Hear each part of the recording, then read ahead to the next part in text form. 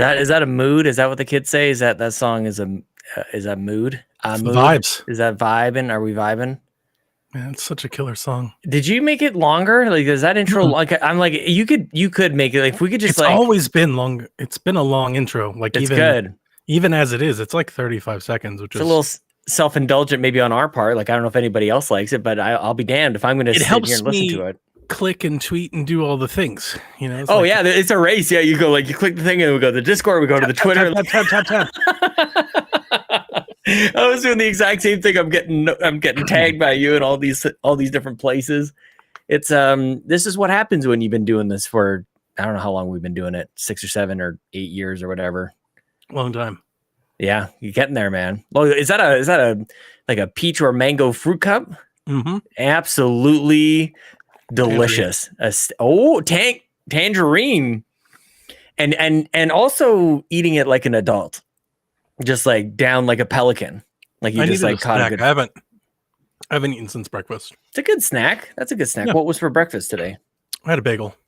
Yeah, nice. Bagels were all the hotness in the 90s. And then we're like, wait a second. Carbs. We got a little scared of carbs for a second. That's very true. But bagel, like I remember the first time I had a bagel, it was like, man, this is like cheating. This is actually too good. And all the different cream cheese you can put on it. Oh my gosh, dude. Mm-hmm. No, we're talking. Is your house full of like snacks like that for the kids for the most part? Yeah. It's like Lunchables, basically. Just like every time we get groceries, I've got to get a certain amount of snacks for kids. Yeah, I mean, you pile out into lunchbox, and then it's extras for dad as well. Mm-hmm. I tuned in just at the right time. All about the bagel. Oh yes. You can't have too many. You can't like the everything bagel is too much. Do you have like everything or bagels the same? My daughter loves the everything bagel. It's too much. I am the cinnamon raisin bagel. Me too. You just get like butter on that. Mm-hmm. Like butter or apple butter, cream cheese. I don't think I've ever had apple butter before. Oh, you've got to fix that right away. Okay, I'll see you next month, everybody. I've often been told that when I tell people about apple butter, maybe that's like an Ohio or a Midwestern thing. But when I grew up, apple butter was like a constant. It was always, it was like on the table. Yeah, you went to like the local diner and stuff. Ryan Turford says not enough places in Canada have apple butter. We do not have I've never heard of it. Although, like, I don't know that I can really ever speak about the Canadian experience, to be honest with you. I don't know if you feel like this as well. Like, I don't know. Sometimes you're like from a certain area and people are like, tell me about that area. I'm like, I can't tell you about. I try not to tell people about where I live now. You see that my actual local area, like this lady is campaigning in my county, is trending nationally on Twitter right now. Sweet. Probably for a good reason. Yeah, it's because of very bad reason. Probably awesome. She's the Jesus Guns and Babies lady. How does that work? Yeah. So hopefully she doesn't win her election. I'm trying to think will prevail. Yeah. That's where you get the ultimate disappointments when you start putting your faith in humanity and whatnot. Yeah. If COVID hasn't taught anybody anything. I know. That was a bit of a reset. Do you feel like we're good? Like, are we out of it? Or like, are we back to normal? Like normal? Is that it? Like, are we allowed to even say that? Yeah. Well, we're about to surge back up. We've been picking up for the last 2 weeks. You're on the ground. You're my inside scoop on this stuff, man. So the Northeast has been surging in cases for about a month now. Like New York, Massachusetts, Rhode Island, Maine, Vermont. They've been going nuts. It's now starting. The rest of the country is starting to pick back up. We're not yet to what I could call a surge here in Georgia. Yeah. But we are at our highest level since January, and we are on the rise. I need another booster. How many boosters do you have? Right as our federal funding is about to expire. Oh, good. Yeah, that's fine. How does that always work out that way? I mean, that's basically where all decision makers and policy makers have put us. Yeah, they want this to be over. Yeah, so like we're getting to the point where it'll be over. One way or another, but it will be over. Yeah, and that's a good way to put it. That looks like exactly where we're headed. So I need another booster because I have several trips and stuff planned here for the next 3 or 4 weeks. So I'm a little concerned. I put out a sit rep update on Friday. It was not pretty. It was like, oh god, not again. Is that impacting you like just on a day-to-day level? Because like I get to be somewhat removed from it, even though I'm tied to a hospital. Like I don't go to the hospital anymore. I used to work in the hospital, so I don't see anything day to anymore. day, like most of public safety and emergency services have gotten back to normal. Yeah. Nobody's doing masks or anything. Although, like Tuesday, we have an election. It's a big election day, and I'll be downtown working, and I'll be wearing a mask all day. With like where we are now, I'm not. I went grocery shopping for the first time in 2 years last week. You didn't go grocery shopping this whole time? I've been ordering my groceries and having them delivered this entire time. You know what? Well, how is that not just carrying out of the pandemic as well? Well, like, I think why am I going? I was just there. Like, why am I not doing the problem that I'm seeing with it is that the prices are higher, of course. Like they bake that in there. Yeah. And I'm not getting the selection that I would fair. You know, so like it was starting to get to me. So I was like, I'm just gonna go grocery shop on my own. And I went on Wednesday morning and I was like, nobody will be there. Yeah. Dude, everybody was there. Packed, I felt very like anxious being around. I was like, oh, this was a mistake. So I went to a hockey game. I don't know how you feel about that. Like I went to a 17, 18,000 people arena, like there, and it's just nothing. And just, I guess it's okay. Like, I don't know, man. Kind of feeling bad about that now. Yeah, I mean, I didn't really think about it, to be honest with you. I mean, I've been to the movies, and like I wouldn't go to the movies right now.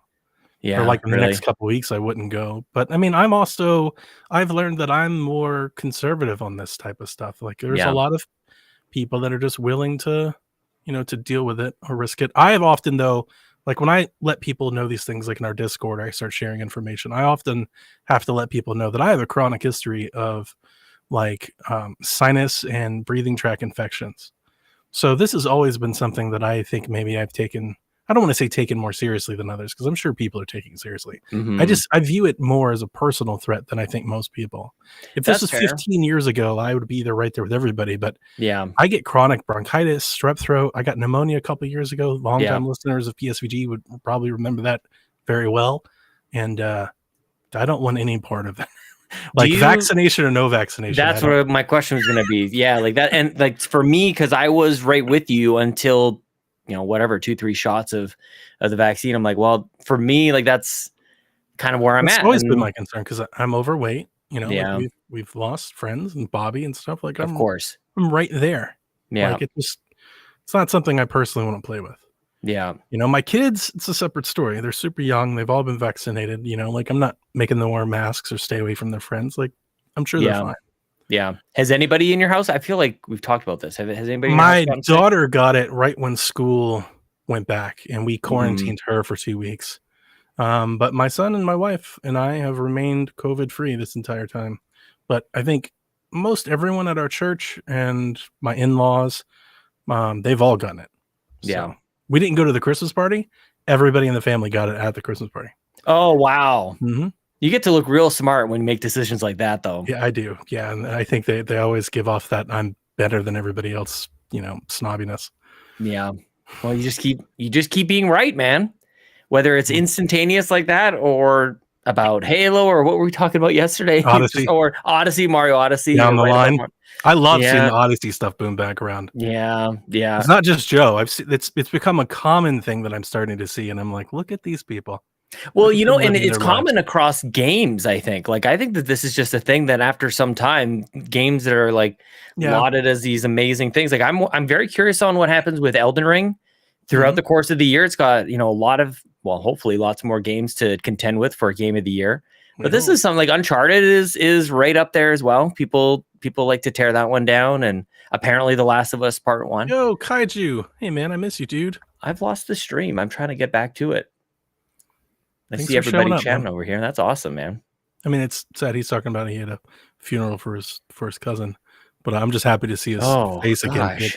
He's been bounced out of the Discord for a little bit, so he's been an active PSVG participator for many years. So it's just nice seeing him again. It is good because you never know what happens to people when they just decide maybe they're going to focus on whatever else. They kind of like leave the internet. Because our Discord is like our only connection to each other. So when they bounce it, because I don't know. I do have Facebook, but it's not really like it's a private Facebook. I'm not even friends with my wife on Facebook. I have an account. I have an account just so I can buy stuff like on Marketplace. That's Sure. That's a good idea. Facebook Marketplace is pretty like decent, man. I'm not a friend with anybody. I don't post anything. Like there's nothing. Yeah. It's just a dummy account. Yeah. Man, It's a burner. I have a burner. It's crazy. And I remember thinking about when are we going to move on from Facebook? It's almost like back in the day, it seemed like it was never going to happen. But in the back of your mind, you're like, well, we used to do MySpace. We used to do all these other things. Like it seemed like the way of the world that someday we would move on from Facebook. But there was a time where it seemed permanent. Yeah, MySpace was never on the same level. Facebook, I totally agree. Ubiquitous with just kind of interneting. Yeah. And MySpace felt like a GeoCities site to me. It was like Zynga.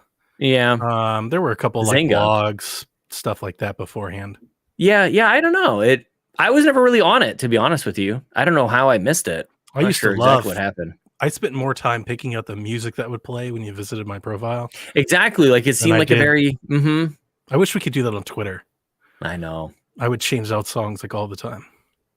There's definitely, well, I mean, it's just copyright stuff. Has now they figured that out to keep us from having fun on the internet. There was a wild, like we think about even now is the wild west of the internet, but I don't know, early 2000s, we could do whatever we wanted, man. It was insane. Like the Napster day, like Napster was a thing. Like it was just like mainstream. It was as mainstream as half of my Spotify downloaded music library that's in my Google Play still says like LimeWire downloads. No way, really? I've carried all of that stuff. Like, I have not protected something as much as I have protected like my music library. It doesn't matter from like service to service, from iPod to touch to shuffle to, you know, to all the different MP3s that we've had, the Sony Ericsson. What was the Zune? I had multiple Zunes. You had a Zune. Oh, I love it. You're the couple people I've been talking to had a Zune. The Zune was legit. Yeah, but it was a terrible name. Like it just seemed like they were like name generator. It was better than Groove. Oh, Groove music's awful. But the Zune was a good device. It was a sweet device. It was sturdy. Like you could fend off a robber with a Zune.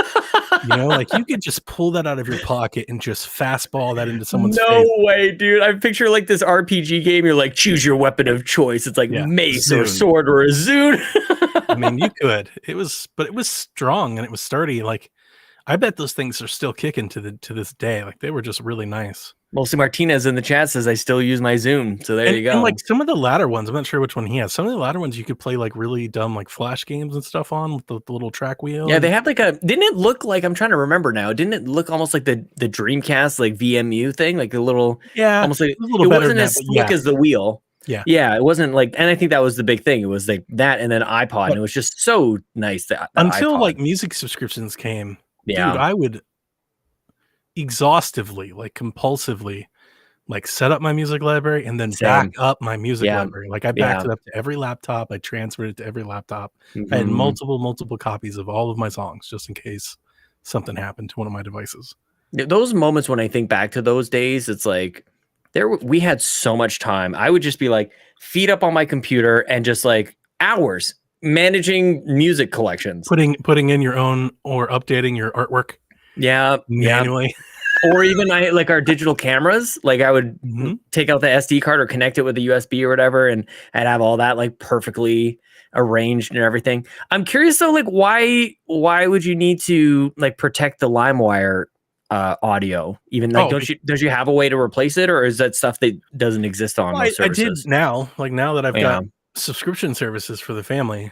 But like it's still because I uploaded everything, so I never went to Spotify. I went directly to Google Play Music. Oh, okay. Because you could upload your own library. So that was actually the same with Apple. Apple did the same. That was the deciding point for me picking a path. I don't blame you. With Google Play Music, I uploaded all of my music, and that's how I started. Yeah. And then when Google Play went to YouTube, they had the transfer widget. So I transferred all of it to YouTube. So it's still in there. Like when I hit shuffle, it's still there. Like it's amazing how much it'll pop up, and it'll be like Black Sabbath from LimeWire downloads, like the album. The album. Man, was LimeWire kind of like your favorite? Like LimeWire is probably I couldn't afford like CDs and stuff. I didn't have like the Rolodex of music library. Like I could buy a CD, but I couldn't buy 200 CDs. Yeah. You know, so like once I found out how to rip music or download torrents, that was the end of my music buying Over. day. Like it was over. Yeah, I went from Napster to, was it like, it was like a DreamWire or something, and then to LimeWire. LimeWire. Yeah, there was. I feel like there was something in between Yeah. the two. Yeah. I feel like that's a huge reason why I just kind of don't even really think about just subscribing to Apple Music, because I'm like, I probably should make up for a couple of those years of like just, and not only like burning CDs, like just images straight across. Like once you had the MP3 CD and you could have like 600 songs or whatever it was, or 100 songs, I can't remember. That was pretty game changing as well. Mm-hmm. Just 12 songs. But man, we keep moving away from this stuff because I liked having an album. I like listening. I like having like one CD in there, and you. I love finding an album that you love, not a song, but an album that you love. Right. That is a fun. There are albums that are special to me, not because of the hit or the single that's on the album, but because like I generally like this entire album is really good. Yeah. Yeah. Mm-hmm. And that is something that's kind of lost.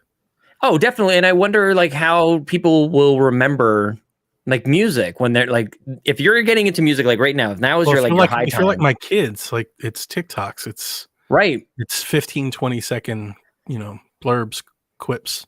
Yeah. Like, but do you remember the artists? Like, do you have those? I don't know. Maybe they will. I have no idea. Maybe they don't even know who they are. It's just different. Exactly. Well, it's fun. I do enjoy because while we're similar in age, I've always said that, I mean, I grew up on a much older taste of music. So the music that I listen to day to day is generally a little bit older than most of the people that I'm around my age bracket.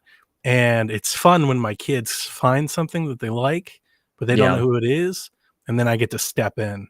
Yeah. Like my daughter really loves Billy Joel. So nice. I jump in and like let her listen to a lot of Billy, and that's just from TikTok. Like she heard Billy Joel on TikTok. She didn't know who Billy Joel was. That's wild. She thought it was the Beatles. I was like, that's not the Beatles. Just because it's old. Yeah, I was like, this is Billy Joel. Who else with it? There was another band. What were they called? I don't know why I think like Genesis. When you're in this area talking about Billy Joel, I feel like you just jump over to Genesis. Phil Collins. I can't remember what they're called. Like same era kind of thing? No. There's a new band. They're called like I'm scared to even say what it is because I know how bad it is.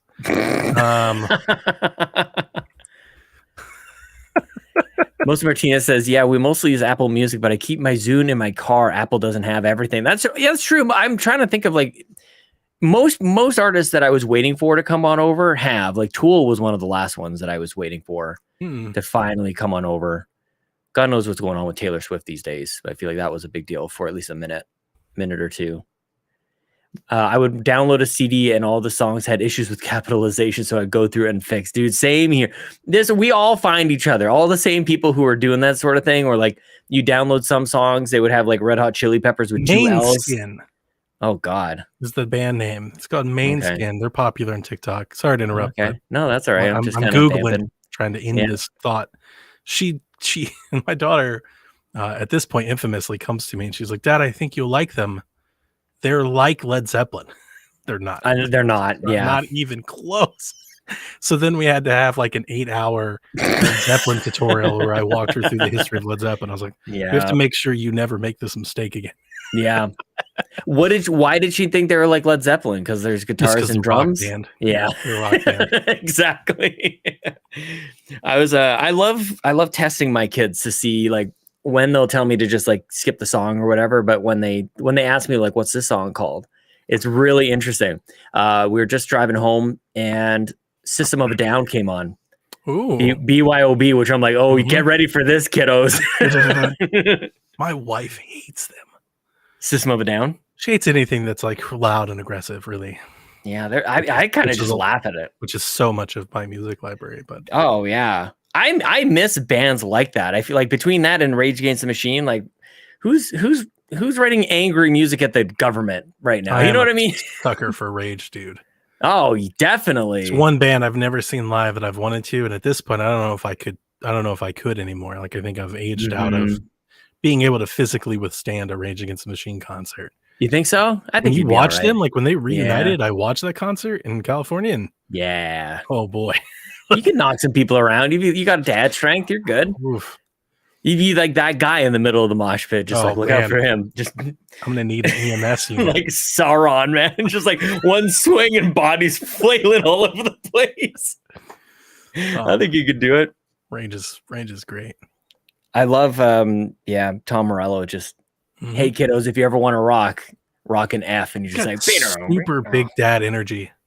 He's on TikTok constantly playing little riffs and doing like dumb little dad jokes with the guitar and stuff. It's hilarious. Yeah. Jose in the chat, I love the lead singer's voice from System of a Down, dude. Just like you have to like hold the goblet of rock when you're thinking about him. He was doing a song for a game, actually, Serge Tankian. He's doing something. Maybe somebody can help me on this. I feel like he was doing something for a game that's coming up, and I don't remember what it is. And I don't think that it's Lego Star Wars, which I picked up from the library. And this will be something that I play over the next couple of weeks, I think. We'll see. I've been playing it a bit. Not as much. My son has played it, and then we just bought him all the DLC, so now he's about to go through and replay it with new characters and stuff. I haven't played it as much as he has. I played about half of it. Yeah, I might have Legoed myself it's a Lego out game in January. Yeah.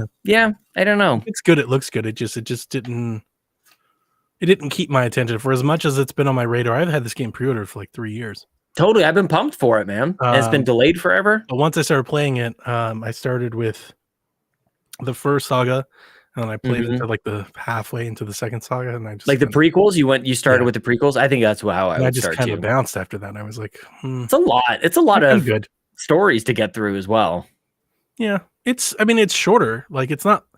It feels like it's really cut it. Yeah, it's like a kind of like a highlights, like a Well, when you have all of them there, you don't need to go through every bloody detail. Yeah, I think they've trimmed it up well. It's nice and it looks great and plays well. But it's a Lego game. Did you play it on? Where did you play it on? PC? Yeah.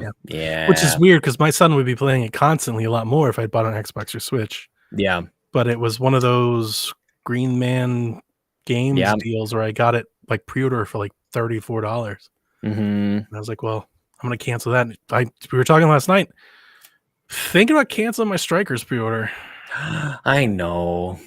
I can't. I feel like I am not the person to be talking you out of anything. Like once you make up your mind, you do your thing. And it's not like a canceling; it's like a postponement. Sure. Like I'm gonna get Strikers, but I'm thinking I might just wait on it a bit until it comes down in price a little, get on sale, Black Friday or something. Maybe Black Friday. Yeah, because I got games to play. I got the Quarry to play. I'm really hyped for Fire Emblem Warriors.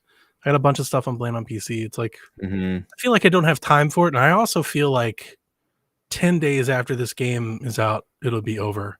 Yeah, so I can kind of wait. I feel I'm excited for it no matter what, but I also feel like I've said so much about it that how can I not by day one? Hey, Dev in the chat. We could get Dev in here once in a while. That'd be fun. Man. I feel like he's like the definition of sweet hangs. Yeah. He's the vibe. Dev's the dude. He's getting his hair did right now. Oh, very nice. You got to get it every once in a while, man. Yeah, I don't know. I'm pumped about this game. I'm so stoked about it, but I'm also maybe my head is up in the clouds thinking that we're actually going to get some multiplayer stuff going on and some community stuff. Maybe, I'm not sure, but I think you could. Maybe. I hope so. I think you could. I just need to quit my job. I don't think I don't think my family would be interested in playing Strikers that much. Yeah. And we're still going pretty well with Switch Sports, and I kind of don't want to interrupt it. Same here. Oh, that's a good call. And that is a thing. Like you can just like ride it out. You don't want to. We've been bowling like every weekend. Just kind of hanging out until golf shows up. Yeah. Oh yeah.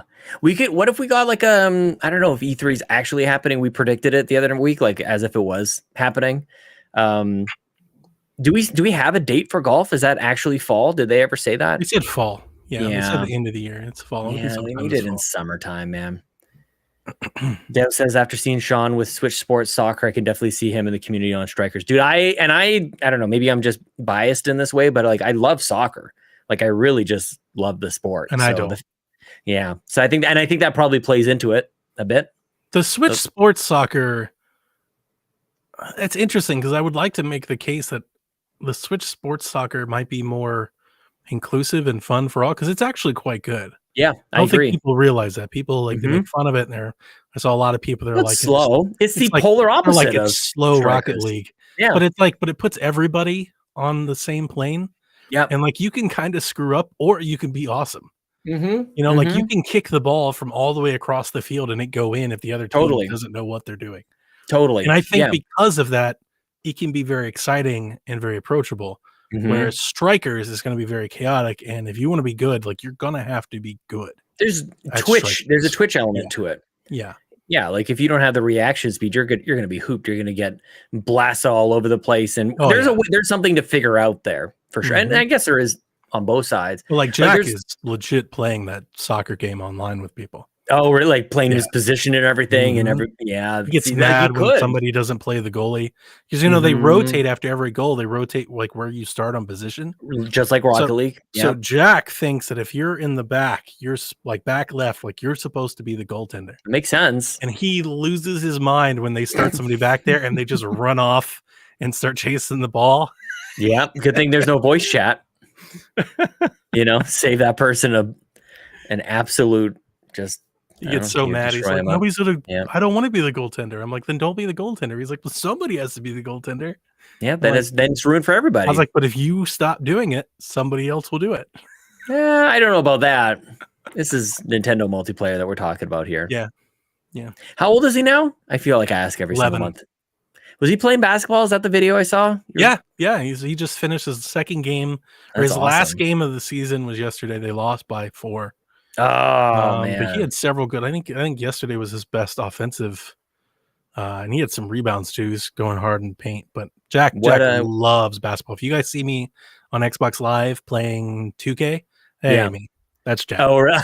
Jack loves playing basketball. He plays 2K online like for hours. Would you not want a separate login for him, like another account or whatever? I'm hoping that Family Game Pass lets me. Oh, I see. Yeah, because like I'm not going to buy 2 copies of games. That's the problem. Mm-hmm. I could do the home and away thing, but Kevin is my away account. Right. But at some point, I probably need to adjust that and make Jack my away account. But like right now, it's fine. Yeah. Because like when he's playing 2K, I'll just play on PC. Right. When he wants to play on my PC, then I'll play on my Xbox. But I'm hoping like when Family Game Pass comes, what I'm hoping for is that if he's playing on my account, something that we own, that I can play on my account on Game Pass. Mm-hmm. Like if I'm playing a Game Pass game, I think that'll be an easy kind of meet in the middle type thing. I think so too. I'm trying to think how it works with Nintendo. I think that's fine. I think that's how it works with Nintendo, because we also game share me and Jack on the Switch. What we have to do is just coordinate. Like sometimes we're both wanting to play the Switch at the same time. It doesn't happen often because I don't play my Switch as much as anymore. Like the same Switch at the same time, or two different Switches. So with Pokemon, or like let's say Breath of the Wild comes in, I'm sure me and Jack will be playing at the same time. So what we do is we have to coordinate. So I'll let him boot up on the away console, and then he puts his console in airplane mode, and then I'm free to jump in and play. And then we can both play the same game and have interesting. I never, man, you always got like the workarounds on all these things. That totally that makes sense. Like it's not even really Pokemon. Yeah, as long as you don't have to play online, it totally works. Like whoever has the away console, in this case me and Jack, they have to jump in first, go through the check. But once you're in a game, set it to airplane mode, and then they're free to play, and then you can do whatever you want on your Switch. Unless you're on Xbox and PlayStation, then it's just then nothing works. Like I lost the internet. I don't know what to do. Mm-hmm. It's terrible. How are you enjoying watching him play basketball? Oh, I love it. I mean, I'm fine with it. It is funny. It's not funny. I say that all the time, and it's not true. Yeah, I always do the same thing. It's a lot more. It's a commitment. Like even from us, like just to get him there and to sit there. Like they go right now, he's in this rec league and they practice for an hour and then they play a game, and the game can last like an hour. So it's like 2.5 hours. You're just kind of sitting there watching kids play basketball. Yeah. Which is fine. I'm not nearly as into it as some parents. Yeah. And like that's the thing. I feel like I almost get probably more enjoyment just like making fun of other parents for being idiots. Man. But, it's fun. Like he loves playing basketball. We don't have enough kids in the neighborhood for him to play, so often he's playing by himself. So I'm just loving that he's there. But like I can't do it every week. So like a lot of times my wife has been rotating weeks. She'll go one game, I'll go the next. Yeah, because it's just it eats a lot into your weekend. That would be like earbud podcast time for me. Like just one ear, not both. I got to be like somewhat present, but like that's a long time. You're not going to sit there staring at your phone, but yeah. Mm-hmm. I'm always curious, like, yeah, what do we as parents turn into watching our kids play sports? Like, are we? Like, we've got this one dad. He always wears the same pair of camo shorts. Classic. So we call him Camo Shorts Dad. Yeah. And his son makes sense. Generally like taller than most of the other kids. Sure. And I don't know what it is, but like he's just really, really into his son being good at basketball.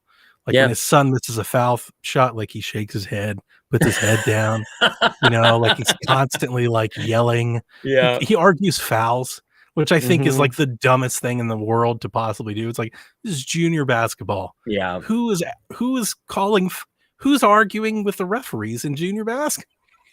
Dude, I reffed soccer as all ages. Call whatever the hell you want to call. Who cares? It is shocking. Like, let's keep it moving. I do enjoy, because I love basketball. I always grew up loving basketball. I'm one of the rare Cleveland folks, I think, that love basketball way more than football. Like, if you're from Cleveland, Cleveland's a football town. They love football, and I do too. Don't get me wrong. I scouted it and played it for many years, but I was always a basketball fan first and foremost. I just enjoy watching basketball more than other sports. So with Jack, I enjoy give him tips and like hints. I love picking on him and making him like go real hard on defense. I'm like, it's all about just energy and hustle. So I'm constantly out there making sure that on defense, he's all out all the time. Like, I just wear this kid out on defense. I'm like, you're letting him go around you. I'm like, I always tease him, like, you look like Kyrie out there, just an open door. They're picking on you. Like, don't let them do that. You look like you got, cement in your shoes. Like, let's move it. Let's get on. Holy. So I love it though. There's moments in the game every now and again where he really sticks up and goes hard, like one-on-one defense. And that stuff gets me real excited. Cause like one day there's this other girl on the other team. She's the shortest kid out there, and she schools the shit out of everybody. Oh, she's wow. really fast and constant energy. And she's got great handle. So she just dribbles in and out, gets wherever she wants to. So this one time she was going around the 3-point line, and basically Jack just got stuck out there on an island on his own. Yeah. And I was screaming for him. I was like, come on, don't let her. And he was just all the arms out, like just all up on her, just left, right. And he stole the ball. And like the whole bleacher just started cheering. And I was like, yes. I love. What position is he? Is he point guard or what? Oh, I don't think the kids even have positions. They're all the same size. Okay. I have no idea. Yeah. Positionless basketball. Yeah. Just okay. Yeah. He's not a great ball handler, but he can shoot a little bit for the kids like in the league. Like he's got a little range. He can hit out from like the elbow and stuff and the free 3-point line, which is hilarious because that's another thing that I love doing is I love giving them tips about how to defend the other team. Because I'm like, look, Jack, they're all 10-year-olds. They can't shoot. Don't go out to the 3-point line. Let them sit out there. Like, what are they going to do? Shoot it? Let them shoot it. They can't throw the ball that far. Yeah. So. And then they can miss it and be embarrassed about the whole thing. Where is he? Like, do you guys have a net outside your house or anything like that? Do you have a? I actually bought him a basketball goal that we put out in the yard. Yeah. But like playing in the yard in the dirt and stuff isn't a lot of fun. There's a neighbor that lives on the next street over. But there's like a little cul-de-sac that like connects the two. And in that cul-de-sac, there's a neighbor who he had an old goal. And Jack used to always go and ask him if they could play there, and he would let him, but like the goal was like rusted and like half broke. But Jack went and played there like every day for like a month. Yeah. Even like this half-ridden goal. And the guy went and bought a brand new board and net and everything. Oh, wow. Yeah. This is like the story is like the first chapter of like a kid who goes on to be like an all-star. It's like I was playing on this rusted out thing. And he's not particularly like athletically gifted, but he loves to play. And he studies the hell out of the game, and he tries to emulate all of his favorites and stuff. Like he really loves the game of basketball, which I definitely enjoy. I enjoy supporting that. Not in a way like he doesn't have to play or anything like that. I never told him he has to do sports. I let him do whatever he wants. Yeah. But he loves the game, so he's really into it and into like the culture. He loves the shoes, like he knows all of the squabbles, even the off-court drama and stuff like That's the that. He'll come best. to me, and tell me all these stories. So, yeah, but that guy was super nice. Like he just liked Jack's kind of, I guess, his devotion to keep playing. He was like, let's hook this kid up. And so, yeah, he goes up there every That's day or two cool. We should all have somebody like that in our lives, like for sure. just some stranger, like just wanted to do something really nice. That's cool. I'm trying to think of like when I Had always like to several play of those soccer. people. Oh, did you? Yeah, I guess Mhm. so. Yeah, I grew up with the way that I grew up. My entire life is just littered with like good Samaritans along the way. Yeah. Like I definitely didn't appreciate when I was younger, Yeah. but as you get older and you start to realize like what they were doing, They didn't have to do that. they didn't have to do anything. Yeah. That was an uncle of mine who he lived out in Kelowna in British Columbia, and just the best person ever. He sadly died a couple of years ago. Really quickly. He was like diagnosed with cancer and he died like 2 months later, just like really fast. Damn. And it was hard to go through that because like we're at the funeral and I'm like, that guy did not have to do what he did for us as kids. Yeah. Like I think about like my brothers, they're not doing shit for my kids. Like this guy would like 100%. take time off work and we would be at the lake and like the boat and he would just like make a summer experience like every year. And yeah, you think about, I don't know, like even me for my niece and nephew, like I don't do any of that stuff. Like Same. there's not even close, like Well, not even a little bit. Like no. my nieces and nephews, I go You hard probably for do. them on Christmas. Yeah. Attaboy. Yeah. Every year their family are like, Yeah. stop doing this. I've bought them Yeah. all 3DSs. Like they have an army of kids, so I rotated them like one year after the other. That's awesome. Oldest child got a new 3DS. Mhm. And then when they all got 3DSs and they were done, they're like, "Oh, we're done." I was like, "Here comes the Wii U." I gave them a Wii U and like a bunch of games. So yeah, I'm always kind of throwing them stuff for Christmas. It's just so funny because they ask for the simplest things. They'll ask for like cookies, Mhm. or like just like really like dumb stuff, but like cheap things that anybody can have. Yeah. And I'm like, oh hell no. Yeah, we ain't doing that. iPods for everybody. Mhm. I just found like I don't even know what the heck it was. It was like the size of this little remote. It's an iPod, but like it's a touch screen. It's like a nano or something, like really, really small. An iPod that came a touchscreen, but I also they had the iPod Touch. Remember, that was like the precursor to the phone. Oh yeah, of course. That was like the iPhone. But it was tiny. Yeah, that's what I'm talking about, like the tiny ones. I gotta go. I just grabbed like it. Shuffle that didn't have any screen, right? Oh yeah. Remember how small that was? Like the size of a button. You could like clip it to your to your shirt or something. Yeah. Oh, that's sweet. Yeah, no, it actually, it hold actually a lot of music on that thing. Snap. I'm trying to think of, I want to go back to this, like, because you played a bunch of stuff, especially golf. When did you like actually like get good? Because like I was playing soccer from like when I was 5 years old, but I was super uncoordinated until maybe, I don't know, like actually probably like 14, 15, 16, maybe I could actually start to like coordinate myself. Like that was I was pretty terrible at stuff until pretty late. Yeah. I was always a natural athlete. Yeah. I just kind of took to anything that we were doing. But I think that the thing that I always like when I talk about these sorts of things with family or like my wife or something, the major difference is I was playing sports daily. Yeah. From the time I was like 5. Yep. Until I started driving. Just because I didn't grow up with a lot of video games. Like I've already told the story, so I don't have to tell it ever again. But like the way I grew up, in which I grew up, like I didn't grow up with a lot of toys or a lot of video games. I didn't stay inside.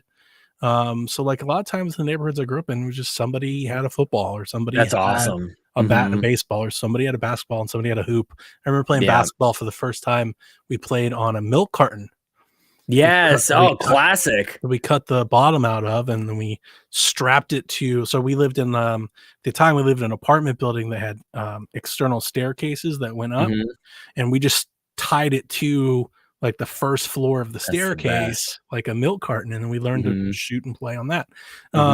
Yeah, so like I was just constantly, and I think that has more to do with me saying like I'm a natural athlete than I was. Right. It's just like when you grow up doing it constantly. I'm talking like all day, every day. And I feel like I was the same way. We play street hockey and we would do like, we play everything. We play 21 with the hoops and everything like that. Yeah. Like I just wasn't any good.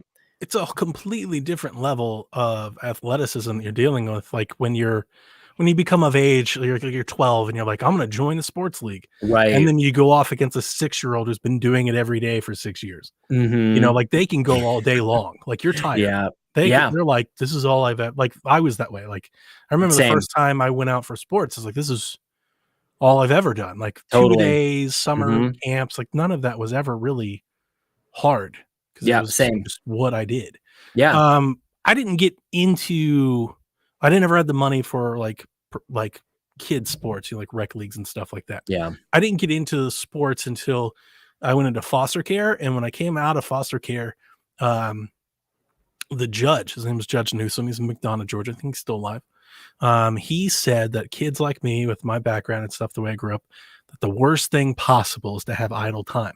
Yeah, of course. So he mandated to my foster parents, and then my aunt and uncle a couple years later, he mandated to me that I did something extracurricular. He was like, I don't care if it's sports or a club or a thing. He's like, you will be enrolled in something throughout the year. He's like, this is mandatory. And he made my social worker. He was like, you will check on this and you will make sure that he's always doing something.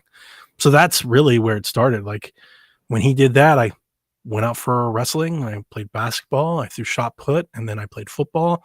I didn't get into golf until high school because we didn't have a golf team. Yeah. Wrestling was my best sport. I was very good wrestler. Was one of the, I have a state title for the Woodward Academy. That's awesome. I was a second state. I got second. I got silver in actual like school leagues. The Woodward Academy Championship, it's a private school that does wrestling. It's like more prestigious than the school league, but I came in second in the school league because I came in second twice, my 9th grade year, my 10th grade year, because the kid that got first, he beat me both years. He's just better than me. Yeah. But I was very good at wrestler, and I gave up wrestling to play golf. Well, and that's like this judge really only had to like get you started. It's not like they really had to check in on you. Like once you started one thing, like once you I were got to high school, kind of aged out of, but I was already in. Yeah, I was already kind of doing it, So well, and you actually, it's great. Like with you and Jack, like you can actually help them out with stuff. Like Lincoln's taken to baseball of all things. Like I don't know a damn thing about baseball. I don't know. YouTube, man. Get on the YouTube. I guess so. Yeah, you're probably right about that. You throw some pitches and stuff. We're legit at the point where we can't play in the backyard anymore. He's losing balls. They're just going over the fence. Nice. It's like every single one. I'm like dingers. I'm like, I'm pitching them too. I'm like, is he getting the bat flip on you? Nah, not yet. Sean How? Lincoln is on the other end of the spectrum. I think. Suck it, Dad. He'll accidentally like run with the baseball bat. Like he's got his dad's like awkward genes. Just like I don't know what to do with this thing. So I'll just keep running with it. I don't know what to do with my hands. Yeah, dude, all the time. So Chelsea ordered him like a legit bat because like right now I say he's doing dingers. He's 5 years old. He's got a Fisher Price kind of plastic set, but Ellie's the only one who's allowed to hit those in the backyard anymore. But he was like he's doing it himself. He's like throwing up the ball and he's just like cranking. He's just like that's a batting cage. Yeah, that's a good idea. Yeah, they have indoor batting cages. I don't know if Lincoln can, but like here, baseball is huge in the South, so like there are batting cages everywhere where I'm at. Yeah, no, there's a great. You don't have to go far to find one. I don't think we do cheap. Either. Yeah, we chose $20 sit there and hit balls all day. We chose where we live because it's like a bubble. Like it's this classic, like suburban, just like everything's here. Everything's 10 minutes away. So, there's I'm just really shocked. Like as much as you want, like it's just classic kind of stuff. Play soccer. He's like, no, I'm going to play this other thing that you have no idea about. You've never done. You probably won't enjoy it all. Baseball's great. Baseball will be super fun. I love playing baseball. It is one of those things that when I talk to like sports fans, we talk about how baseball's fallen off in popularity. And the thing that I've always attributed to is like, again, when I grew up, none of the kids are like the economic levels we grew up. Yeah, like we may have had a bat and a ball. None of us all had gloves and shit. Right. It required so many people and so much equipment to play a game of baseball. Yeah.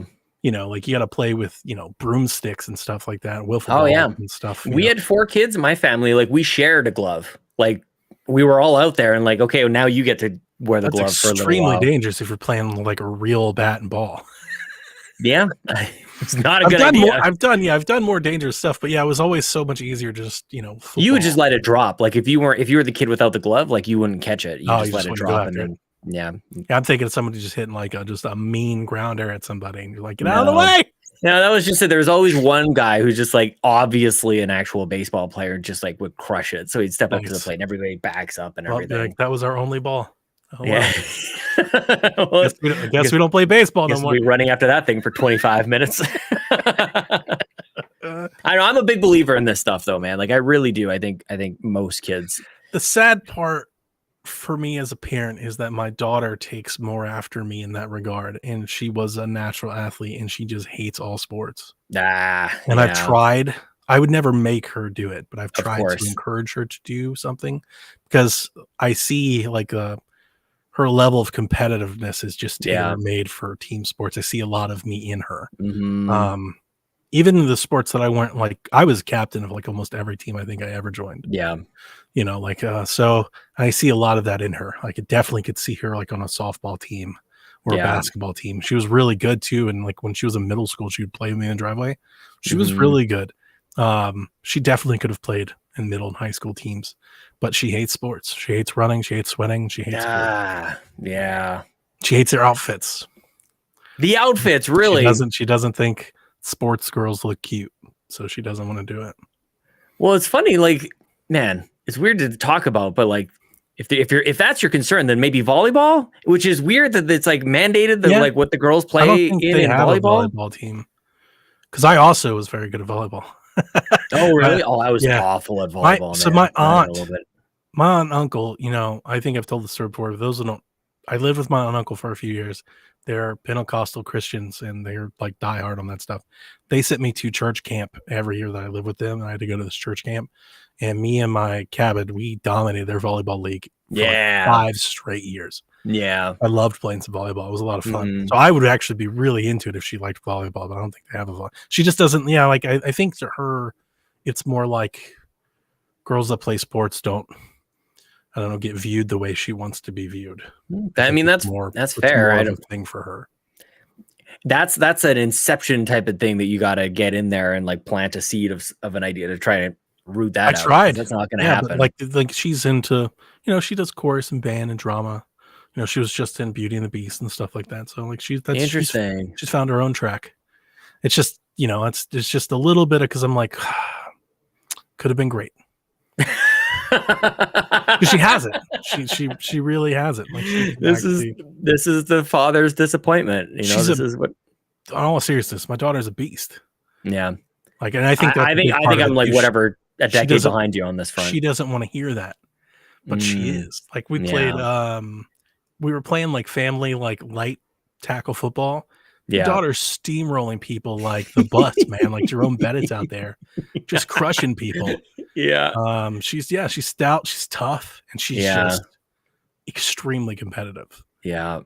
And I get that. Rugby. Yeah. Like, like tears, like when she loses.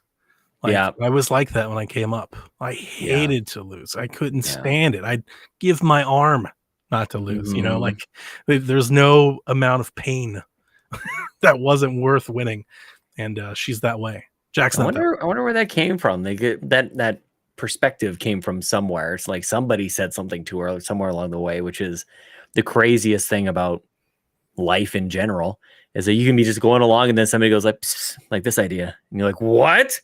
And then that's it. It changes everything. I feel like sometimes it can be as simple as that. Sure. And I think Ellie is a beast as well, and I'm very curious to how she's gonna channel that. Like one of these days she's gonna like beat the living shit out of Lincoln.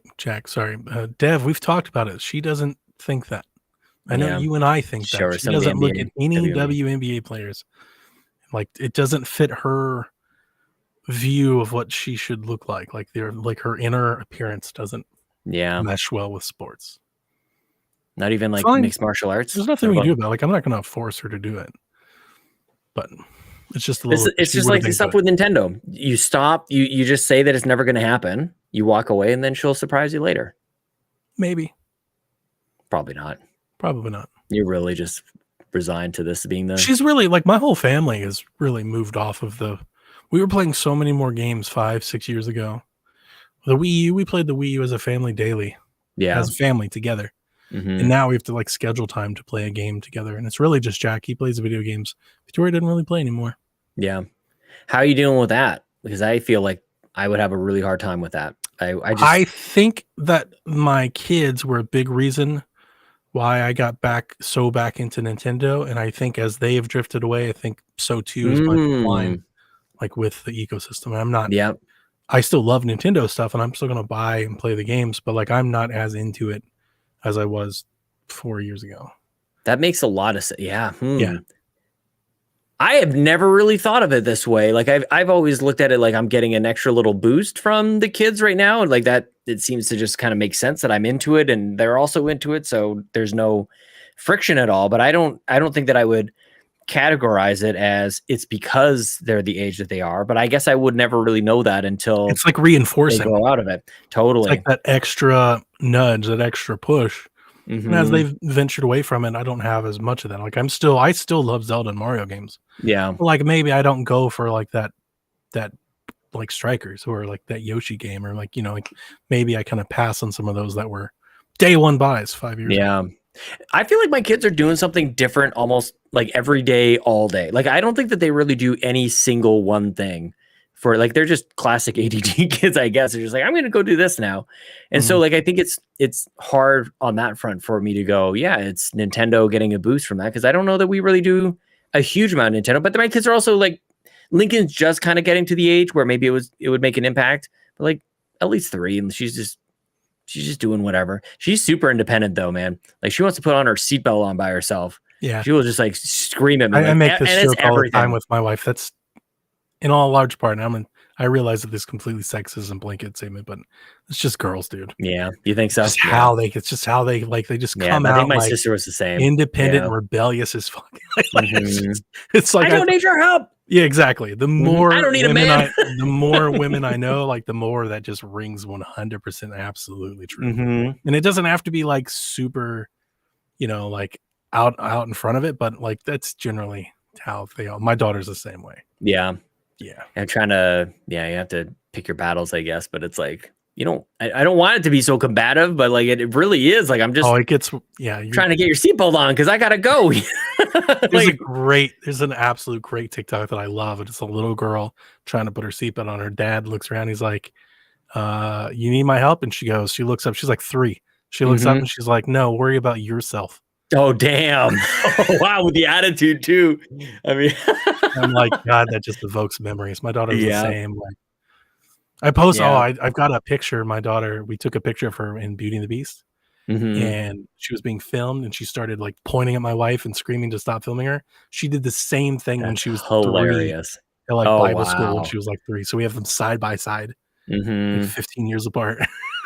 See, this is it. Like, why even bother like parenting and teaching and stuff like that? Like, they're going to be who they are. Apparently, like it's got to keep them. You forget it. You have to give them the guardrails. Yeah, that's it. That's a good way to put it. You can't change who they are, but you can make sure they don't venture off too far. Nice, man. Well, that's your kids. How are you doing? I want to talk to you about this bad FIFA opinion you had that you were talking about. Oh shit! Okay. Oh, I was not expecting this. Okay, we'll see. Let's go. Let's do this. So you're not the first person to say this, right? So I heard this on the Xbox Empire, which is the best Xbox podcast on the internet. Freudian slip. You meant the drive, but I got what you're saying.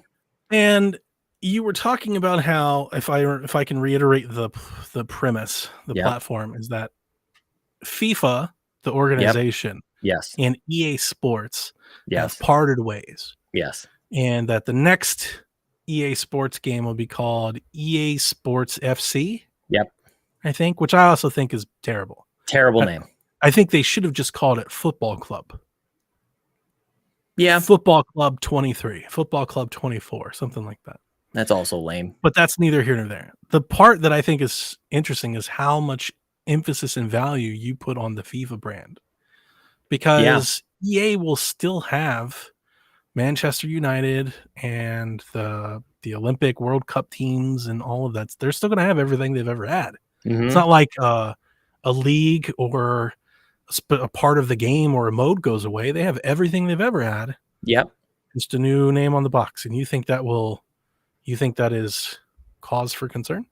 I think that the game will be good. And maybe that's the part I wasn't making clear enough. I think the game on its own will be a good, solid game because I have no reason to believe that by taking FIFA out of it, that the gameplay will be that much different. What I think is that people will not know what to buy. So that was I think in terms of sales, I disagree with you. I think it's going to hurt on sales. I disagree with you. Okay. For a couple reasons. The first reason, which I think is actually very easy. The first reason is there's no competition. There's Pro Evolution Sport, whatever they call that now. Not. It's PES Manager. It's like a managing sim or something. Like they want free to play on it. Right, but it's not the PES game that you remember. Like it's a different style of game. Like it's all, but that's not competition anymore. Sure. Okay. So maybe it's a timing thing, but like think about when that game was actually good. Yes. And did not have a FIFA. Like that's actually my perfect scenario. So maybe it's just a timing thing where EA Sports FC will benefit because there's nothing else to buy. Shit the bed with their game. But I think in that, especially in that case, and especially if somebody else were to make a soccer game that actually is good, then EA Sports will be really, really bad. eFootball is the PES successor, says Ryan Turford. Yeah. And it's like free to play, and it's kind of like this management sim like thing they add onto, and it's real bad. Like he's right, it's real bad. And I'm not a soccer, like this is just I know from following the gaming industry. Like there's no other box to buy. Sure. Like if you walk in, because there are millions of FIFA players, it's one of the best. I mean, FIFA is one of the biggest video game sellers in the world. Yeah. So I'm thinking of all these people logging into Amazon or going to a store. They're going to buy the one that has Messi on the front. You know, they're just going to like, and if you're at Amazon, I imagine if you're on Amazon, you type in FIFA, I'm imagining the thing that'll show up will be the EA Sports game. That's actually the thing that I'm curious on, like why they wouldn't do something like that. And at least in the midterm, maybe for like 2-3 years or something like that. So instead of PGA Tour, it was Tiger Woods. Yeah. Right. Like, why not have like Messi's football or Ronaldo or something like that, or even go classic? Beckham 22. Like, well, yeah, honestly, like, I don't know if there's an equivalent to be made for like John Madden, but like, he was, I don't know. Wasn't exactly coaching at that time. Maybe Madden after a commentator, you know what I mean? Like there's something else. Like, sure. In his past, but he wasn't a coach when they started the game. Sure. Yep. Right. So like, I don't know. I think the difference is that like when they started Madden, John Madden was like the voice of football. Mm-hmm. Is there a voice of soccer? Yeah. I don't know. Yeah, I don't think probably not. I'm just saying that there are options. That's all I'm trying to say. No, I'm not going to there, but there are. And I think that my take was that there really is no other option to buy. I know that FIFA wants to make a game, but like that's years away. If it like at the earliest, it's years away. And then to make a game that's on par with what EA Sports has done for all this time, like that's further years away. They're not just going to make a game as good as EA. Yeah. So I want to almost like set exactly it's almost like I'm making a bet when making these kind of statements. I just think that the sales are going to suffer, and I'm not entirely sure like how much they're going to suffer.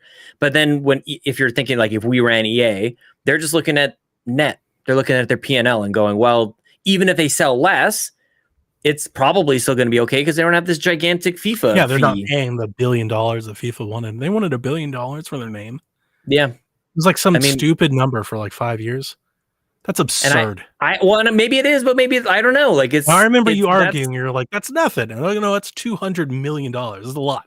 $200 million a year for the name. I don't know if it is. I don't know if it is. That's like the New York Yankees payroll. I understand that it's a lot of money. I just think like relative, like I get the just $5 the name, billion for 5 years yard. I don't think that was true. So I'm $1 billion for 5. There it is. Yeah, $5 billion for 5. It's $1 billion a year. No, $1 billion for 5 years. So you were right. 200 million for each year. 200 million a year.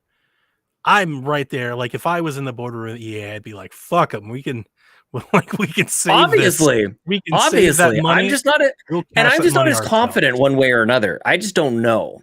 Sure. I just think that it's quite the statement to go. The premise that brands have value. Yes. I'm with you on the premise that brands have value. Thank you. I just think that this case doesn't support like your other examples. I remember the episode you were like, if the NBA just became US basketball, like that would hurt because the NBA is global. It is basketball. Right. Like, I don't think FIFA is soccer.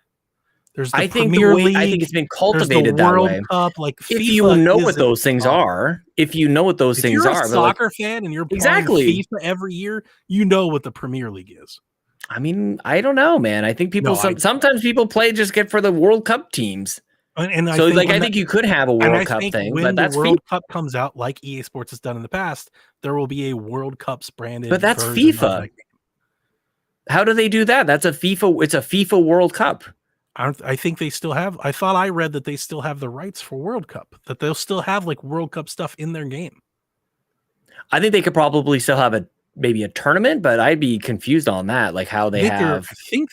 When I remember, I know what you're talking about too. When I read the original report, they have the rights to the World Cup. How did all the teams? So Ryan says all the teams in the chat, but what the heck does that like? That's just the countries. Yeah, and the World Cup. So there will be that is EA wild. It's the FIFA World Cup 2025 or whatever. And again, World Cup is a brand. It's a thing that matters. Like that's what draws people in. I think that's FIFA. That's a huge deal. That much. I guess we'll find out. Are they done? Like, is FIFA? Do they still get to make it 23? FIFA 23 is that the last one? Next one will still be FIFA, and then they switch. Yeah. So I just think EA's got a lot of work to do on the EA Sports thing, and I think they're going to index the hell out. That was another thing I was going to tell you. I think when you go to GameStop or Amazon or Walmart and you type in FIFA, I think EA Sports Football Club will show up. Yeah, Ryan says it will literally be the same game now, just not with the FIFA name on the box. And Dev says exactly. That's what did I start this conversation with saying? Like I understand the game is going to be the same. I would actually argue with you. I would agree with you. I would be on your side of the argument if FIFA had a competitive thing to put next to it. Yeah, like if next to the EA Sports Club there was FIFA 23. I'd be like, okay, now this might actually make sense. But there is no FIFA box. There's nothing else there who else is nobody makes soccer games. There's no other game to make. There's no other game to buy. There's only one. Well, like the golf situation is an interesting one now too, because you'll have the Masters or whatever and Tiger Woods. We'll have EA Sports PGA Tour, and then you'll have you'll have EA Sports Golf and PGA Tour 2K, whatever. Right. Which ones wins on that sense? Actually, no, I don't think that's right. I think EA Sports. No, they would have PGA. Because they have Tiger is going to 2K.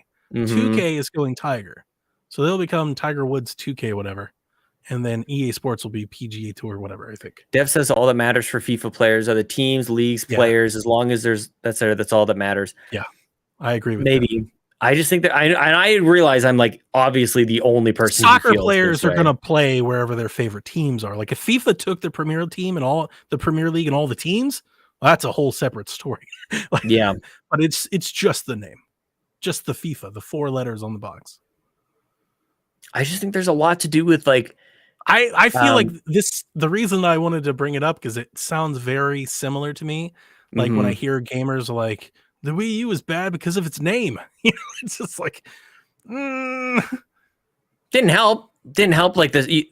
I think that is a valid argument to a certain extent. It doesn't explain the entire variance of what happens, but it definitely like what are you getting on day one and how do you understand like the day one audience I think is really important. So if they're able to solidify what it means, what EA Sports FC you have marketing, is, man. That's why you pay marketing. And then you pay $200 million a year in marketing. To make up for the fact that here's the thing, you're probably already paying $200 million in your marketing. Probably. Yeah. So FIFA's a giant game. It's not like golf is a terrible analogy because golf is never going to sell 10 million copies ever. Yeah. Like FIFA is a huge game. So they're already spending that money on marketing. So I think, again, they're just going to market the shit out of it. It's an interesting thing. Like, and it is to the point of like brands matter. Like that's really at the core of my argument is that brands matter. Do have value.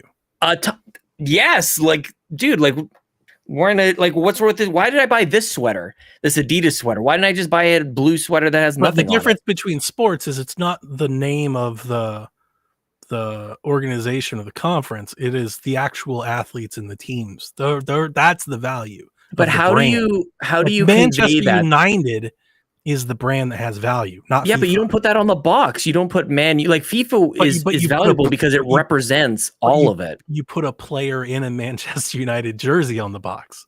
You don't put like the the lead corporal of FIFA, like some dude in a tie. That's true. Can you imagine if they did? Yeah, like you put well, I don't know, man. Madrid on the box. They give the owners the trophies and football and whatever. They're like, yeah, you guys won this. Like, get screwed, man. That is no. You give the players the trophies when they win that.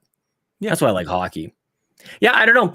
Maybe I'm overvaluing the F1 notion of brand. The drivers' championship, and then they have the constructors' championship. Yeah. So you get a trophy for the drivers, and there's a trophy for the teams. Yeah. I just think it brings into question, like, why would they ever call it FIFA the whole time? Like, why did they drop FIFA the whole time? Probably because that was the least common denominator to choose at the time when they first started. Just a default, like FIFA like has a thumb and everything, so it was the most ubiquitous term they could pull. Yeah, Dev says even in Europe, only matters over 4 years. I'm not a soccer aficionado, but even in Europe, there are like multiple leagues, and then in America we have MLS. So FIFA is probably the biggest overarching thing that they could find. Yeah, but that doesn't mean that FIFA gets to throw its weight around and like try to hold up EA for $1 billion. There, and the other thing that we didn't really talk about, and I'll just kind of flip the script here a little bit, is there could be something positive out of all this where EA actually could come out as a winner by separating themselves. Like if people really do know FIFA, and then some of the comments that I've gotten is like FIFA is just a terrible organization. So there is maybe some positive spin on the PR side to do that. Like they don't want to do business with this completely corrupt organization. True. So the separation from that, there's benefit there, but not everybody. Like my dad still buys Volkswagen, even though they just they cheated on emissions and everything like that. Like what are you doing, man? I say that Dev says I'd say that EA gave FIFA more value as a brand than it would have on its own. That may be true, and that's a fair like, argument. It just creates the inertia. Like that's the thing that I keep talking about. So the funny thing on the golf side is that Tiger is it. Like when it comes to marketing golf, Tiger Woods is everything. Like Tiger Woods is so much more valuable to the average golf fan than the Masters or the PGA Tour or the US Open or anything like that. Now, like guys like golfer as a fan, like I'm gonna get both, but I'm more excited about the Masters and stuff. But Tiger Woods to the average person, to like to the who can sell the most copies value. It's Tiger and like nobody else. Just he's in a realm of his own. Yeah, putting Tiger Woods on the box will move copies. Definitely, for sure. Oh, the cover athlete is a huge deal because he has gravity, and I just don't think FIFA has that kind of gravity. I just think it's tradition. Like I just think that there's that has something to do with it. Is there's that inertia there. And EA Sports FC is just so lame. It's just so lame. I'm with you. Like I think they should have just called it Football Club. Yeah, like it always has to be explained. FC means football club. Like you really have to be into soccer to know that that's a thing. Yeah, I think they should have just called it Football Club and put a famous football player on the. Because there's nothing about this as soccer. Like I guess in FIFA as well. But FIFA meant soccer. I'm sure they don't want to be called soccer. Like that would be worse. Right. If they tried to rebrand and call it EA Sports Soccer. Soccer. Like, oh god, that would be the worst thing they could have done. Exactly. Yeah, I guess their options are pretty limited on that front. So I guess they go, well, just EA Sports FC. They would have to either because they can't go so specific like on one league or a Euro version. Because then you alienate other players. So bicycle. What was the other one? What was 64? International Superstar Soccer. They actually called that one soccer. They called it international and they called it soccer. Everything else we know is like Mega Man Soccer. Everything else, it's soccer. Yeah, I don't know. Like I think about like call it like a move or a thing that happens, like RBI baseball. Like you call what's an RBI? Like what's an equivalent in soccer? The tie? Offside. Yeah, exactly. EA Sports 0-0 after 0-0. Yeah. EA Sports 0-0 after 80 minutes of play. Yeah. You can tell penalty kicks and stuff. I'm not that into soccer. Penalty kick. Oh my gosh. Yeah. EA Sports presents penalty kick. Just give me a penalty kick game.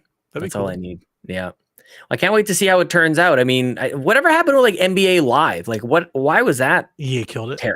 Yeah, but like how do they do that? How do you mess that up? Like nobody was because the game wasn't good and 2K was excellent.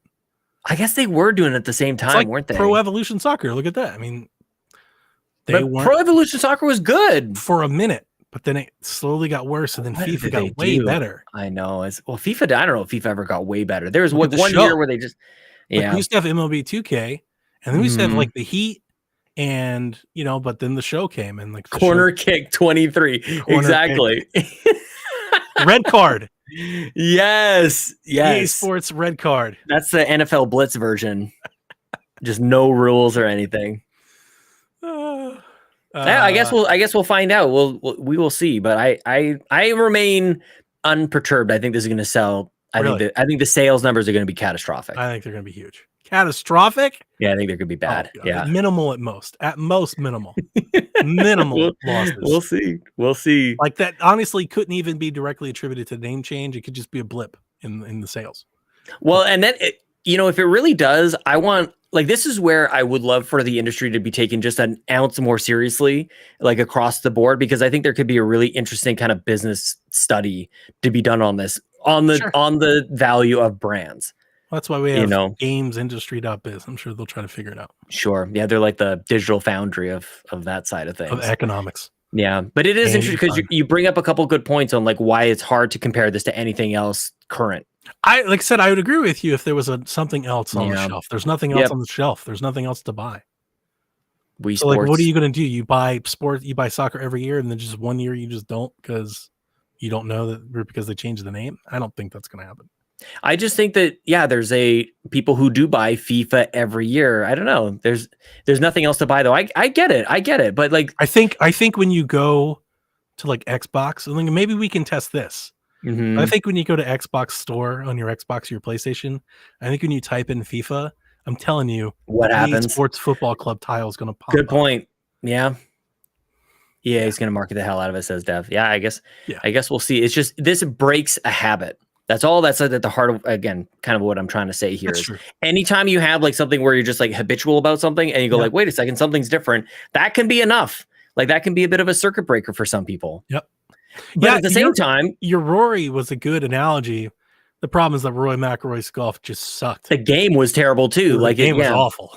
Mm-hmm. So if the EA Sports game is bad, then yes. Yeah, well, I guess we'll put it to the test. Like, I would be curious to know too, because EA said something about there's stuff that they've been wanting to do with the game that they couldn't because FIFA is attached to it. So I'm not sure if that's some of the endorsements or something. Just because their margin. Like I imagine. Yeah, I thought it was like rules. I thought it was something that like I can't remember what it was. Maybe they wanted to get like a little more arcadey with it, and FIFA didn't. Like they wanted that could be interesting, traditional to the to the sport. I'd be only because I see what they do with NHL and I think what they were doing with NBA. Like they just leaned into the sim side of things more and more, and they do it on NHL as well. And I'm not sure if that's because NHL is doing that or if it's just it seemed to be working. Especially, I really didn't like last year's Madden. Yeah, Madden needs should they drop the Madden name? They need to figure it out. They need an overhaul or something. Mm-hmm. Madden is another one. Like there's no other football game. Yeah, but that's because they have exclusive on the NFL license. Yeah. So I guess it would still be NFL if they lost Madden. And I think didn't they come out like shortly a while ago and saying that like 2K got an NFL license to do an arcade game? Like they can. That's do what I thought. Football game? Mm-hmm. So that's exciting. Awesome. Maybe they could do something like that. But like the NFL is like the leader in football. Like if you're not, if you can't have the teams, nobody's going to buy the game. Yeah, we've seen that because we've seen, 10 pro football cast-offs with has-beens and stuff that don't sell, anything. Yeah, but I miss 2K. 2K football was dope. Dreamcast, I had it on Dreamcast, man. That was great. Original Xbox, Dreamcast, PlayStation 2. Ooh. 2K5 was stellar. Yeah. Cog will go. I can't remember which one he picked out from Iron Lords. He'll go on and on about one of those games and like just how ahead of Madden. Probably 2K5. I mean, I always think 2K2 I think is my favorite of the bunch, but 2K5 really ratcheted up the production in terms of making it look like a broadcast and stuff. A lot of things that Madden has tried to emulate. Yeah. Since with like the bake-in of like ESPN and stuff into it. Right. Yeah. When are we going to get an XFL game? Ryan's talking about CFL. We are not talking about CFL. Canadian Football League. Let's get the Rocks Football League in here. Toronto Argonauts. They nailed it. Yep. Yeah. At one point, we had 2 teams called the Rough Riders. So 8 teams. We had 2 Rough Riders teams. Like, what? It's better than just having different colored socks. The red socks, the black socks, the white socks. It's better than that. I guess. Yeah, that is. I've never really thought of it that way. That is stupid. Like, we're the same team, just a different color. Yeah. Sports teams' names like really are kind of dumb, though, if we really think about it. Oh, for sure. Like, they're pretty terrible. So, like, they changed the Indians' name. I'm not sure if you knew this. I'm a Cleveland Indians. Yeah. Mm-hmm. And dude, people in Cleveland are still mad. They're still furious over that. Yeah. They hate this. Yeah. So like, but I was always arguing. I've argued against the Indian name because I just think sports are meant to be inclusive and fun. Like, nobody should feel offended by any sports name ever. Yeah. Like, that's so stupid. Like, it's sports. So, like, if you have one of those names that people don't like, you should just change it because it's not that big of a deal. Yeah. But the Cleveland folks, man, they are big mad at the Guardians. I mean, how long has that franchise been around for? 150 plus years. Probably from the time that you would say something like that. Yep. You've been around since like the 1800s. Yeah. Yeah. I mean, the Washington football team. Baseball predates like American football so far. People don't. I don't think a lot of kids our age realize how old baseball is. Mm-hmm. Been playing baseball in this country forever. Feels like it. Feels old. Yeah. Yeah. Yeah. No. Lakers. Where did the Lakers come from though? They weren't originally from L.A. Like, they moved from somewhere else. And I'm trying to remember the basketball intro. Oh, I have no idea. That talks about that. Like, the LA Lakers they came from somewhere else. Like, I don't know, I think somewhere around the Great Lakes, something like that. Then they moved to LA where they have no lakes. And then the Jazz moved when they from Memphis. Sure, there's a lake somewhere. They were the Minneapolis Lakers. Yeah, that totally makes sense. That makes way more sense. Yeah, Minnesota, land of 1,000 lakes. Exactly. That's hilarious, actually. That they're still called the LA Lakers sounds sweet though. Like, that's a great sounding. It's an institution. Yeah. He can't change the Lakers. Yeah. No, you wouldn't. If we get to the point where we're changing that. Is a Laker. What is a Laker? What's a Brown? What's an Oiler? We have the Oilers. What's a Sox with an X? Pretty soon, the sustainable energy people are going to come after our hockey team. And isn't there an Oilers still in NFL? Or a Laker is a lake trout. It's a lake trout. A ship constructed for carrying cargo on the Great Lakes. So it's a boat or a trout. There you Makes go, sense. Jeff. The more you know. Yeah, that inspires sport and agility. The Jazz from New Orleans. Yeah, exactly. Oh, what did I say? Memphis? I think I said Memphis. Yeah. Yeah, they moved to Utah where they don't allow music. You should watch the intro, the first couple of minutes of basketball. It's so funny, dude. Oh my. I don't know if it holds up. I'm not gonna lie. I don't know if that's one you need to be watching again. I don't know, man. We got these Oilers, we got these Flames, we got the NHL playoffs. I know nobody cares about that, but it's kind of Oilers. Yeah, nobody cares about the hockey. It's you and Grubb going on about it. I'm like, dude, nobody. I love the Grubbs going on about it. Like, thank God somebody, one of us, go Flames, go. Ryan Turford it's gonna be just so embarrassing. You guys are being so loud about this too, that the Flames are gonna win. Just sad, really. Are they gonna go down in flames? Yeah, they're gonna go down. They're gonna go down in flames. I don't know. Boo Flames, Tony Baker. Finally. My best support. Try. Yeah, I keep saying my dad called them the I grew lames. up liking hockey. Yeah, a lot actually. I don't know how you can and the thing is, it's so cliche that Canadians watch hockey, but I watch it and go like, how can you not like this? Yeah, no. When I lived when I lived in Columbus, I used to go to Ohio State hockey games, and it was big. It was a big deal. They had fans and stuff, so I enjoyed watching. It's a lot of fun to watch in person, and I really remember like 90s, early aughts hockey. The Avalanche and the Devils and stuff like that. I remember being into some of the playoff times, and I think I remember like the Fox robots and the color trail on the puck. That's the best that they used to do to like make the production better. Mm-hmm. But I think in the years past, especially as I moved to Georgia and there's no hockey, and I just get away from it. Yeah, that makes sense. I mean, it's probably the same. Like you could say the same thing about pretty much anything that you watch and enjoy. Like, how can people just not like this? I feel like F1 is like getting so popular right now. I don't know what the heck is going on, but everywhere I turn, somebody's telling me that they're going to check out. I definitely F1. jumped on the wave. Like, yeah, the F1. Yeah, there's something happening. Become a thing for me. Yeah, well, it's they call it the Americanization of F1 because like since the Netflix shows come out, F1 has exploded in the States. We talked about that last time. I need to go watch that. Not only has popularity exploded in the States, but they've added the Miami race. They're adding the Vegas race. So like now F1's going to be here more often. Yeah. Mm-hmm. And like purists, traditionalists are getting mad because it's replacing traditional tracks that were in Europe and stuff to make room for the American tracks.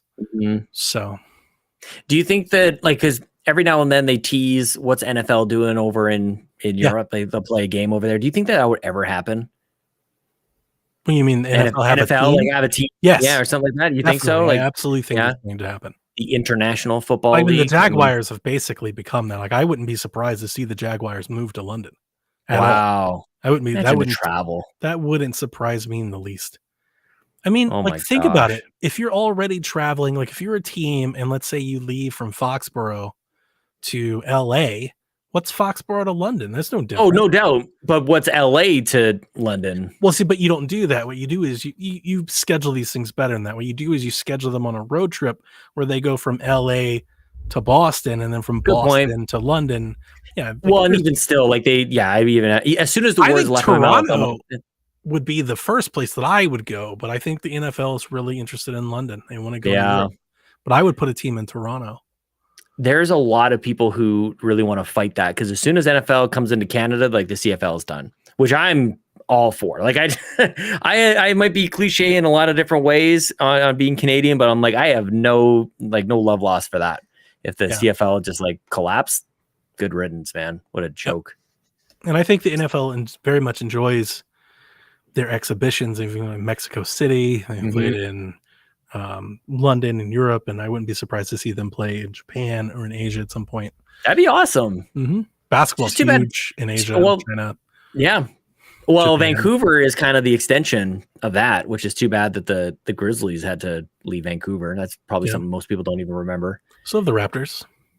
Raptors are still okay. They've proven to be decent enough. A couple good runs here and there. A couple good players. They won a ring. Yeah. Like that's it. They'll be there forever. There aren't a lot of. It's the thing that I used to always bring up to people as a Cleveland fan, because the Cavs, they went to 4 straight finals and they only won 1. And a lot of time Cleveland fans would be like, they only won 1. What a disappointment. And it's like, if you've ever looked at the amount of franchises that have won championships in the NBA, you'd be shocked because there's not that many. There's like 13 I'd love to look 14. That up. Yeah. Like not every team has won one. Like in football, like in the NFL, there are only a handful of teams that haven't won. Like a lot of teams have won. Well, the Browns are one of them. The Browns have never won an NFL. you know that one. Yeah. They won the AFL, the American Football League, before. They were like the original dynasty. Oh yeah. But after the merger, they've never won a Super Bowl after the merger. That's so sad. Where in the NBA, there isn't a whole lot of parity.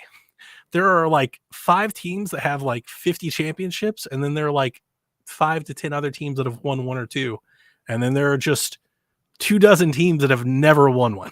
Do you think that it's like changing though a little bit, like with Toronto winning one and Golden State? Like they had Golden State won one before they just did whenever that was a couple years ago. Like remember starting to like every now and then, like okay, yeah, we'll eventually get back to Miami. We'll get back to Chicago hasn't won since those days. So I don't know, like it just kind of. It takes a long time. It's a year at a time, for God's sakes. And sometimes you have these teams winning a couple in a row.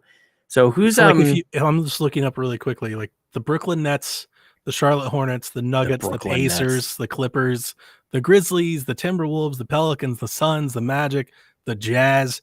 The Magic never won. Oh wow.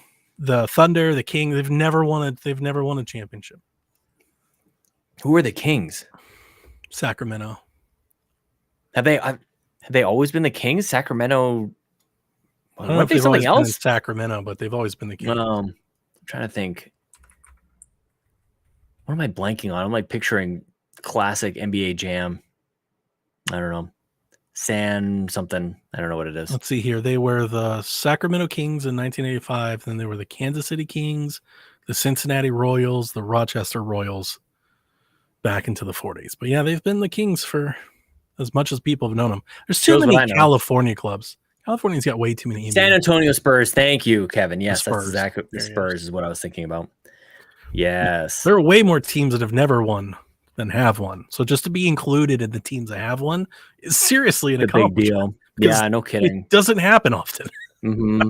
Well, and this goes all the way back to the conversation about Jack playing. It's like the odds of making it even into the league and then like to be number one. It's like, dude, it's actually mind blowing. There's too many people. There's too many players. I think that's a big reason. Like when I was coming up, so like when I was a kid, like a real young kid, like the Browns were good. Yeah. So like I always thought that the Browns originally would or would have a chance to do so. And I had no idea they'd be as terrible as they have been since. Maybe they just need a new name. Do you think the Browns, like, it just doesn't sound like a winning team? I'm just gonna say it. Browns doesn't like it. Is it inspiring to be the Browns? The Browns have a legacy of being very good. Yeah, but the Browns, go Browns. Doesn't sound very good. Sounds like you're cheering for like Murphy Brown. I feel like that's how probably a majority of non-fans feel. But I'm very proud of the Browns, and I wouldn't like them to change their name. They would never. I would like them to change their logo, but I would not like them to change their name. That would that's just the poop emoji. That would be heartbreaking. Oh my god. Let's just all have our logos be emojis from. It's going to be worth it one day when the Browns do win, because I think it will happen. Yeah. I don't know. I love it, man. It's all. But like the Cavs, I grew up never thinking the Cavs were ever gonna. Because who does? Like nobody wins NBA championships except for the Celtics, the Lakers, the Bulls. You know, like the Spurs. Like they win all the championships. So now the Cavs to it's win, just a matter of time. It's just a matter of time. The Bulls didn't have a history of being great until the greatest showed up. Before 1999, all right. So I realized that the Browns have a legacy of being bad by most people our age. Yeah. Because since the expansion, when they came back in 1999, because remember, Baltimore took our team. How many years ago was that, Donnie? Think about how you think of the Baltimore Ravens and then all that history that they get, like their expansion Super Bowl, all of that history that they had going into that, it's Browns' legacy. Because they're originally the Browns. But if you have been around for the Browns before the expansion in 1999, so if you know anything about the Browns 1998 or back, they do have a legacy of being good. Like I said, they were the original dynasty of the AFL. They were really good in the 80s. Yeah, he remembers before he moved. I don't know, man. They went to the conference finals for like a decade. Like they were really good. The perception of how a franchise is doing is a really interesting thing. Like, at what point does it get wiped away? Yeah. Oh, what have you done for me lately? I definitely think the Browns have earned that. Like they've been terrible for 2 decades. Just awful. Yeah. They're trying to fix it, but they've been terrible for 2 decades. Just awful. Think the Oilers are kind of right there as well. I used to say, as a diehard Browns fan, I used to say that I wish they never returned. Like the expansion wiped away, and I'd be free to root for any other team. It's a parallel universe that you never know that you actually want. I think I would be a Minnesota Vikings fan if they weren't the Browns and weren't a thing. My dad loves which the Vikings. Is just trading one misery for another. Pretty much, yeah. But I think I would be a Vikings fan. But yeah, like it'll be worth it one day. The people of Cleveland value football too much to never win. Mm-hmm, mm-hmm. Like it's not like they lose and everybody's okay with it. They're not. Yeah, like, Cleveland football fans are as diehard as it gets. So it's a funny thing that happens when you're just that loyal to the teams. I know you follow hockey a lot. The Winnipeg Jets, just that absolutely terrible franchise until actually they came back and probably did better now. I think you laugh at this, but I hate admitting this. Really, I do. I grew up a Pittsburgh Penguins fan. Yeah, well, Super Mario, of course. Mario Lemieux. They were the only team that made waves in Cleveland. I just never wanted to be because they're Pittsburgh. Yeah. And we hate the Steelers. Mm-hmm. So I was always like this. I would always like watch them and kind of root for them because they were nearby. Yeah. Until Columbus got the Blue Jackets. And then I tried the Blue Jackets thing for a while and then that just fizzled out. Yeah. I didn't think they were that exciting to watch anyways. It's like, what are they even doing here? They got their blue jackets on. Oh God, what a joke. I don't know, man. It's all I can't wait to see what happens with this EA Sports thing. I can't wait to see what happens with Jack and his thing. I'm going to go to my parents' house tonight. With your prediction show? What are the Xbox? Oh, dude. Oh, yeah. I got too many. There's too many things. And I feel like there's something big is going to happen for Xbox. I think there's going to be something big. But I don't think it's what people want. I don't think it's what people want. I think Jeff Grubb is right about this stick thing. I definitely, yeah. I'm saying that for years. I think that's going to be it. I think that's going to be at the core of it. I don't think that's big. Well, I think they will think it's big. I think that's going to be the big thing. That's not going to be. I hope that's not the big thing. That'd be disappointing. Yeah, no, I do think that's it. Unfortunately, and people are going to be real mad, dude. Like, you don't get Starfield this year, and you get if the Roku stick. True, like, that would be way bigger news for me. Actually, that's true. That would probably make up for it. If there, like, I'm not believing this Gears rumor. Oh no, I am. I buy it big time. Yeah, I believe that it's probably true. I just don't believe it's coming this fall. Like, I'm not convinced that they've been doing this in secret this whole time and nobody knew. The coalition, and because you think it would have to be the coalition, like who else would it actually be? Think about how much people know about Xbox and how much their stuff leaks. And if it doesn't leak, think of how many games they've talked about and shown us that are years away. Yeah, and they've just been keeping this in their back pocket. It just doesn't sound like the lines aren't connecting. Like the dots are not connecting here. It's like, wait a minute. Yeah, this doesn't. I think if they were working on a Phoenix collection, that they would have said it at the Game Awards or something. Like there'd be some hints or something. I don't know. It seems like something that you don't have to hype up like that. Like that's something like we've played all these games. So I don't know. I don't think it's something you need to. I'm making my point. Xbox hasn't for the last 2 or 3 or 4 years. They haven't been holding back announcements. Yeah. They've been really out in front and showing you things that are coming. That's a good point. A lot of people would argue too early. And I think they've been announcing things just to announce them. Yeah. So I don't have a whole lot of faith that they're just sitting on these cards. Like, wait till we play this card. I think it would actually play more into the Halo, Forza, Gears card too much. I think I probably would have taken away from Halo, at least at a certain point. And I can understand that a little bit, but still not enough to not. I think there'd be something. There'd be something there. I'm not convinced. I would love it. I would love nothing else to be wrong. I'm not convinced. Just like Wolfenstein. Like I'm not convinced. Like people. I have no faith in Wolfenstein 3, or that's not a thing. If Wolfenstein 3 was close to release, we'd know about it already. I think the best argument against Marcus Phoenix Collection being a thing is just like, who the hell would be making it? It's got to be the coalition. And I don't think that your point, like, I don't think that that's what they've been doing. The rumor was Gears of War 2 Ultimate Edition, and that's it.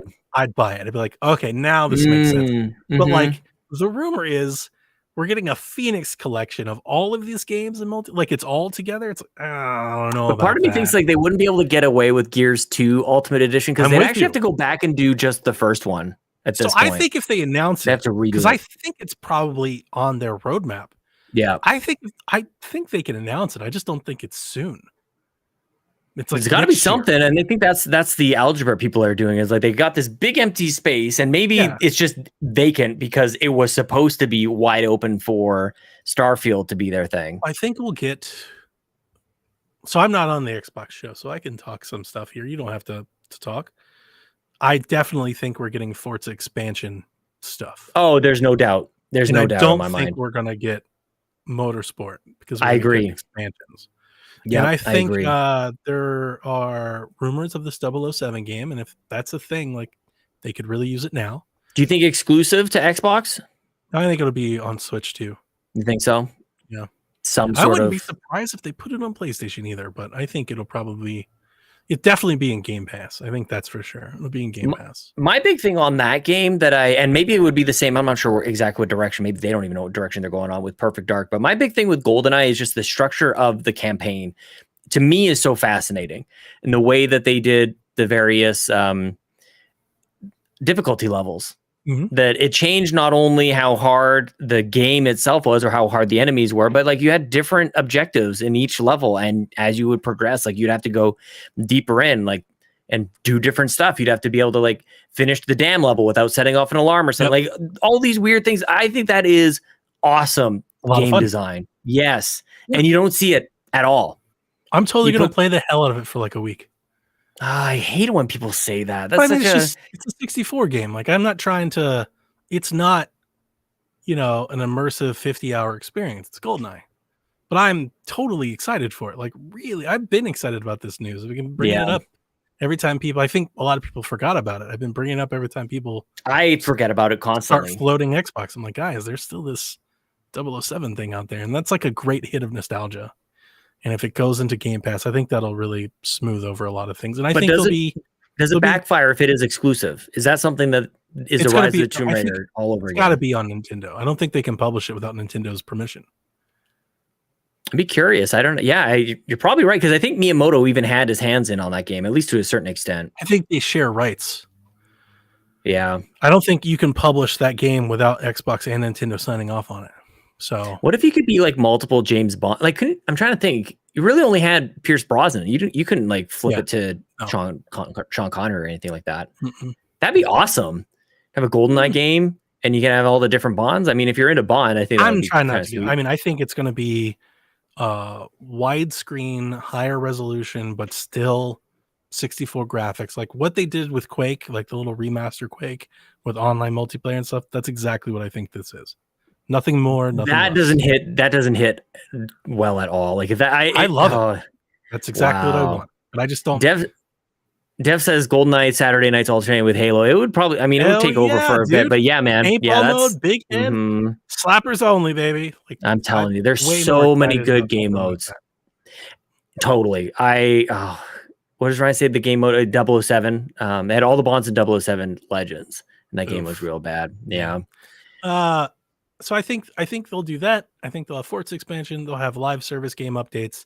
I think there will probably be a surprise game or 3. If I had to bet, it would be something Marcus Phoenix from collection. Compulsion, or Obsidian or inXile. I think we could see what's coming in the brain of Tim Schafer. I think we could see what's coming up with. You think they're ready for that? I think that they are going to be one of the teams that actually is able to crank stuff out quicker than some of the others. They were working on Psychonauts for so long. I would hold that off. Xbox has shown too many games that are years away. I wouldn't show another one. Yeah. I don't know. I don't know why in my mind I think they're on a shorter time frame. I think they've got a collection of studios that can go. Some of these like the Coalition and Ninja Theory, 5-6 years. In much of a hurry to show more games that are a year or 2 away or more. What I would do is I would just give updates on games that you've already shown that are a year or so away. The only one that I would, I'll change my mind a little bit here. This has been a rumor, at least like when it first happened. If Bethesda is okay with letting Obsidian or somebody else work on a Fallout property. Oh, yeah, man. New Vegas. Announcing that that's happening, even if you've got nothing else to show, just the logo, we're going to work on it one day. That's worth announcing. That just what if inXile did Fallout, but classic Fallout? That would just give people hope that there's something Fallout. So that would be a big deal. I think that would be a nice, like you could definitely announce that. Well, you can go deep into the catalog of a bunch of different IP and just go like, this is, but I mean, that's basically what they did with Perfect Dark. Yeah. It's kind of the same card. But that could be like their move for the next, I don't know, 10, 15 years, to be honest with you. It's like every year, it's like, well, this is the one. We're going to go show some love to this thing. And I've been saying for a long time. I think we all are. We're waiting for the day that one of those rare properties pop up. That's exactly what I was just going to say. I've been saying for a long time that I want them to like carve out a special team that's dedicated. Like Rare should be doing its thing, keep pushing forward, making the future of games. But I also think they should just like bulk up a little bit of support. Smaller team off to the side goes like, you guys are just what is it in Sony? Bluepoint. You're just a Bluepoint version for that, just dedicated to Rare stuff. Just bring it back, man. Our old stuff. Yeah. I think that would be very valuable. Like, what else are they doing with this stuff? They buy all these IP. Could farm that out to somebody they don't own. Well, you end up farming it out to somebody who you trust. You don't have to. You don't have to own it, but it has to. And then you eventually you do the Sony thing. You just end up buying them anyways. Yep. That would be a nice thing to announce now. Mm-hmm. Because that would be like a lot of goodwill and make people feel happy. Yeah. So I think something like that, and then I think there'll be a lot of Game Pass. I'm not thinking Batman's going to come to Game Pass. I was wondering if Sonic Frontiers could come to Game Pass. I'm not sure if you heard that on the show. I only bring that up because of Xbox's Game Pass kind of history they've been doing with Sega for a while. Mm-hmm. Yakuza, a lot of Sega games, and I'm just wondering, like, would Sonic into Game Pass, like, would that move the needle at all? I think that would make headlines. Yeah. Sonic Frontiers, I think so. Game Pass? Sonic has this surprising surge right now, man. It actually wouldn't be all right. That'd be all right. Like a crazy, like Batman, I feel like is a crazy thing. Like you're expecting like WB to just Game Pass Batman. Like they're not going to do that without a big check. Yeah. I don't think you got to write a big check to get a Sonic game in Game Pass. Probably not. That game's not going to perform like super well to begin with. Game Pass is in an interesting spot. I wanted to talk to you about this. I think Game Pass is in an interesting spot. Do you think that it's still... Does it hit as much as it used to when Game Pass, or if it were to get a big third-party game? I was listening to a podcast last night in the hot tub, and the person started the show by saying that Game Pass has had a light year, and I turned the podcast on. Yeah, these hot take knee-jerk opinions. We all podcast, so I'm not saying I never do it. I'm sure we all do, but this Game Pass stuff is going way too far. Like, well, and that's really what I'm speaking to is the perception, not necessarily the reality. Objectively, not a light year on game. Like that's a crazy thing to say. You see, Gene Park said he's unsubscribing, and it just causes like this whole disaster. I stopped following him because he went real hard on the Medium, and I stopped. Yeah. So no, I don't know. That's what the internet is exploding about. I think today or yesterday. But the Game Pass thing, there's so many great Game Pass games. They've had Tunic, they had The Show, they had Guardians of the Galaxy, they had I agree. Mass Effect, Legendary Collection, Sniper Elite 5 drops next week. Like, yep, it's people absurd. Excited. It's absurd to say those things. Like Game Pass I agree. is killing it. But it's a chasing the dragon kind of thing, right? Where how much bigger, like, does every month have to be bigger than the last month and bigger, and like, does it start to wear off a little bit? Like, does it hit like it used to, which is really what I'm talking about. The nature of subscriptions, I guess. Mm-hmm. Yeah. So it's just a matter of how did they sustain when the thing that got them going was so huge, and they had to come out strong.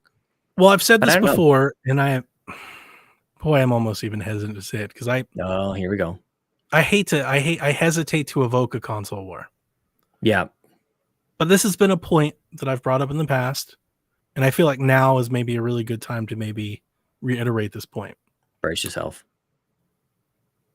Xbox, in the terms of fandom, and especially we talk about social media commentary, which is really what I think a lot of this stems from. You're talking about what Gene Park and other people are saying on Twitter. They are such the minority when you come into the that's a good point. The pie of people that are talking about video games. So I feel like this Game Pass this has been a light year for Game Pass. Game Pass isn't worth it. Like this kind of narrative, especially after the delays of the Bethesda games. I feel like that's a narrative that comes from more people that aren't Xbox fans talking about Xbox. So if you have PlayStation and just like general gamers, but PlayStation first, Nintendo first gamers talking about how they view Game Pass. Yeah. And there's just a lot more of them than Xbox fans talking about how they view Game Pass. So what they say becomes the narrative because there's so much more of it. What they say becomes the thing. Yep. And I've always brought that up. I don't always bring it up to like, I don't use that to coax everything. I'm not trying to, Xbox has got to start shipping games. Like I'm not trying to defend them on this. I just feel like the Game Pass thing again is objectively a mistake because Game Pass has had a really stellar year and continues to do so. And I think will continue to do so. Like, I don't think it needs Starfield to be a great year for Game Pass. I'm sure next month when you see the amount of games that Xbox brings to Game Pass, I'm sure people will go, I think they'll turn that around is more or less what I'm saying. That's and I don't know how you like wrap that up in a prediction, but I kind of want them to give me once again we could give you an Xbox showcase, but actually what we're going to do is give you a Game Pass showcase. That'd be fantastic. You know what I mean? Like there's like I'm more every game for like that was my biggest thing when everybody was losing their minds about Starfield and Redfall. Those aren't even the games I'm most excited coming to Game Pass. Mm-hmm. No offense. Yeah. though I'm sure those games will be great, but like I don't know enough about Starfield to be excited, and Redfall's a multiplayer thing. Like that's the danger of how these narratives work, is because like there is so much variety in Game Pass, and then you can have somebody or a couple big loud people go like, well, those games aren't for me, therefore Game Pass value is not very good. And it's like, that's too simplistic of a way to approach I think it. what we see often is it doesn't have the first party exclusive, so I'm not going to get Game Pass. And when you go, why, they start saying things like, well, I play everything else on PlayStation. It's like, well, then Game Pass isn't for you to begin with. Yeah. Just buy Starfield. Yeah. Like, why would you subscribe month after month after month for one game? Like, just buy the game. But then also, why would you play everything else on PlayStation if you had to pay for them individually? Like that's go ahead. So that's the thing is then yeah, you're not interested in Game Pass, but that doesn't mean that Game Pass is bad. Yeah. No, if you've connected the fact that there are games available on Game Pass, but you're just going to go play those on PlayStation, then you go like, I don't understand your mindset at all. I think you and I've talked about this before. Console they prefer to play, and I've got nothing wrong with that. I don't think you got to really prefer it though. It's not the best value for your money. Or I've often when I was tweeting about it during the Bethesda day, a lot of people are like, well, I collect like physically on Switch, so I'm going to get like as many games as I can on Switch, but I would also play Game Pass for these other games. You know, and it's like, I get that. If you're going to put those sort of specific parameters on it, then you're chipping away at its value. Yeah, but that doesn't mean that its value isn't there. That means, that it's just not there for you. I mean, I don't know. It's probably the same for you. Like, I just don't even think about it. Like, we're set for years anyway. So like, it's not even a decision. I just claimed another code. There was a sale last week and I bought 4 more codes. Yeah. I have Game Pass for 3 years up to the expiration date. And then with the purchases that I made last week, I now have 4 years of stash Game Pass codes. After my 3 years is up, I have Game Pass. Good, just in time for the games to actually come out. Of course. Well, actually, I think the fun part now is just in time for them to announce the family plan at E3.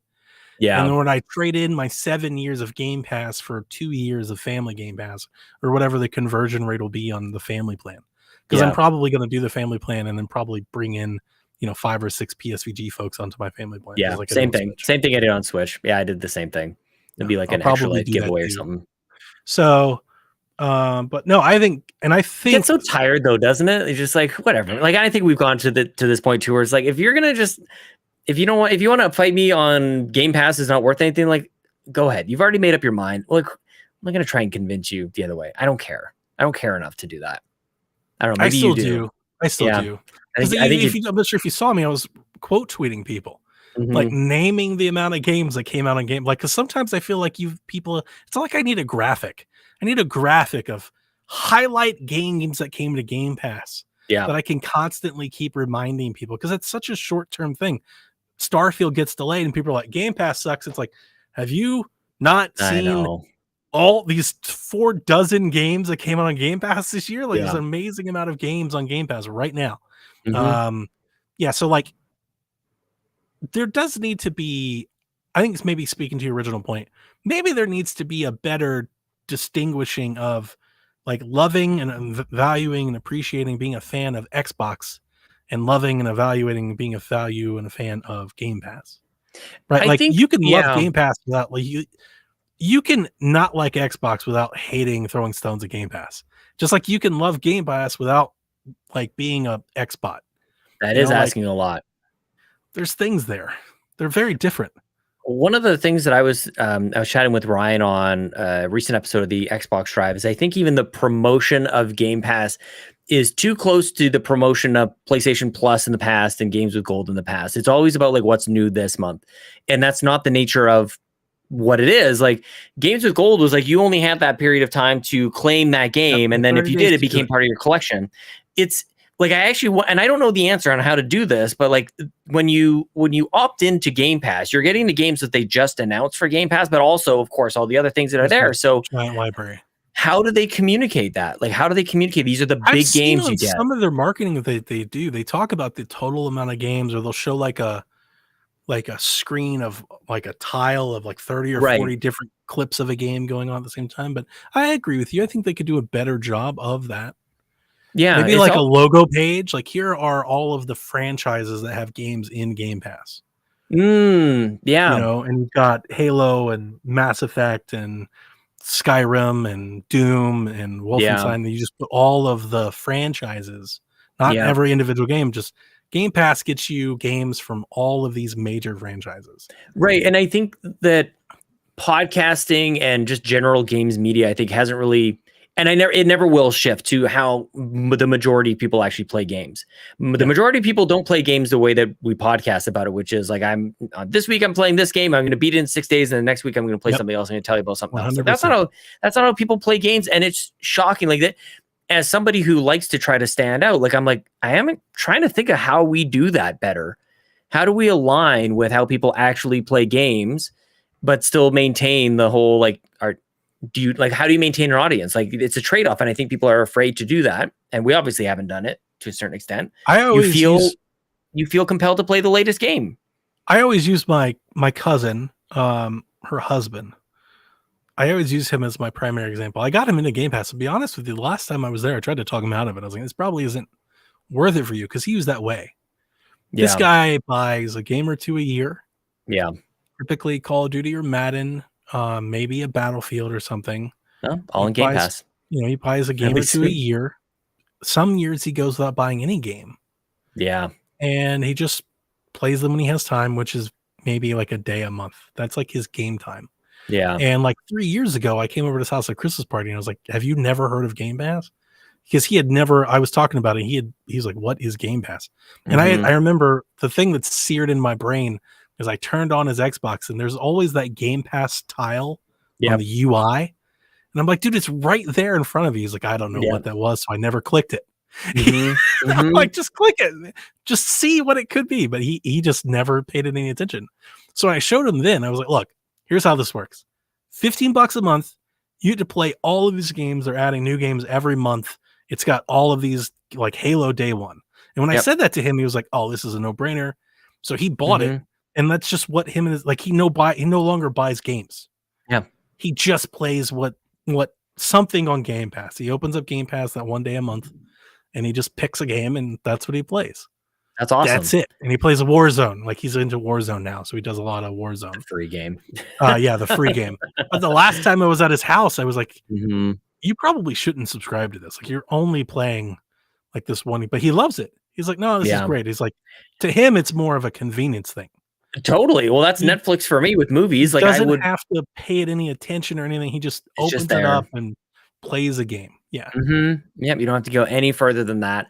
I think like it's funny because games themselves and also the messaging and marketing around it have to scale to a huge degree. Like you have your people who know your shit, and there's people who don't, and they all buy stuff. Like they're all important to the composition of the audience. But yeah, like how do you do that? How do you like, I don't know. Because it's there, like to your point, it's there. Yeah. Yep. Like in front of him, it's staring him in the face, but like what has to be said to get him? And also, this is like maybe nitty gritty stuff, but how do you get a different tile in front of that dude who clearly plays a different way than you? Like, is it a different message? Like that's marketing 101. Well, maybe 201. Maybe they should have a splash screen when you boot up the console every now and again. Like you get a whole thing. Like this was my argument. People came after me about this. Advertisement. It should have been a thing that you unpack with the console with your Series X. No, like that's absolutely. Been, like, people have come at me with that. They're like, well, I kept saying that when the console came out. I was like, why is Game Pass outrageous. Not in the box? And I like they could still do it at any point. They're still selling consoles. They could still just make this a thing. It didn't have to be necessarily day one. Did you see do it now? Was it Jeff? Somebody was talking about cutting the price of the S. Have you seen that floating around? I haven't, but oh man, I'm going to get into my own predictions. But I could see something. I could see it. No, I just thought a third SKU is all I'm thinking. Well, actually, maybe even a fourth SKU. But maybe now's the right time to have this prediction. I'm not sure. I don't want to connect Jeff if it's not right. I'm trying to think if it's him or because I was listening to him earlier. He had like a thing for patrons this morning. Yeah. Anyway, it's been on sale. The S has been on sale for like $250 for like half a year. Yeah. And there are a lot of people just being like, or I guess this one person was like, just make that the permanent price. Totally. Well, we've seen that before. We've definitely seen that happen before. It'd be so aggressive for them to do that. 250 Series S. That'd be awesome. That's really nice. Mm-hmm. Well, we're now, it's hard to remember. We're coming up on 2 years into this console series, into this life cycle. It doesn't feel like way because of not even a little bit COVID and the install bases, and we just haven't had the games and stuff. But it feels like we had like a skip year. And they have a couple bundles, but they have games like Fortnite and Rocket League bundles in there. Like get an actual game in there. Only ever be a Game Pass bundle. That should only ever. I totally agree. The only thing they ever see. I think you and I are definitely on like full sales ahead. Like Game Pass is the company. It is the console. It is the thing. Yeah. Like and that's what they say, but I don't see there's these gaps in there. They're definitely not pushing it like if right? they were all like I think Windows. I think that's where they want to be. Yeah, but they don't feel confident like taking that step yet. This is weird. This has been my argument with the live thing. Like the whole time, I'm like, get rid of everything else that detracts from Game Pass. Something to your point, I think you said it earlier. Something doesn't add up. How do you invest $68 billion into this thing that should be feeding into this whole model? Yep. And you miss some of these gaps. It's but that's just difference of who's running what. Mm-hmm. Right, Phil's obviously head of Xbox, but he's not looking at every individual piece. Bean counters. I think it's just there's people back there. They're sliding the revenue sliders. How big are those beans, man? Like if we do this, we're gonna lose this. If we do that, this is gonna go down. I think that's all it is. They just gotta get. That would be. I wasn't thinking they would do this. I would be really excited in absence of like a Gears collection or something out of the blue. The most exciting thing Xbox could do, I think, in my mind, is to walk out. Live is dead. Gold is dead. You don't have to play online anymore. You're not doing this anymore. It's games. It's Game Pass. That's it. You can play online for free, or you can subscribe to Game Pass.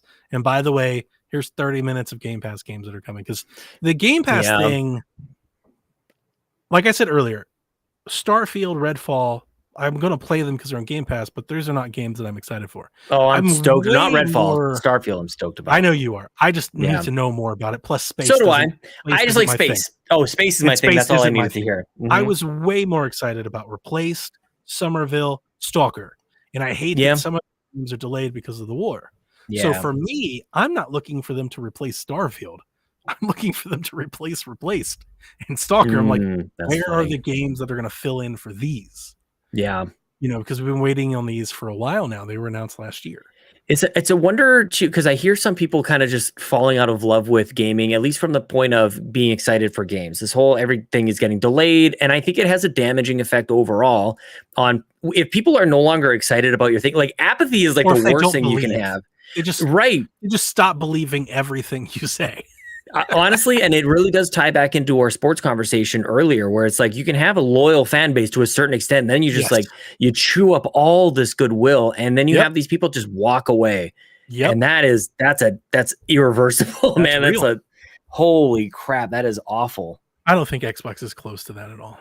What I'm trying to, I guess where that thought came from was me going, what am I excited about? What is coming out that, even if it did cost them $1 gazillion to get a game onto Game Pass, would it make a difference? Because do I care about that game anymore? I don't know. Maybe, I guess Batman so. Wouldn't be that for me. I'm not excited for Batman. And I don't know if that's Call of Duty would be that game.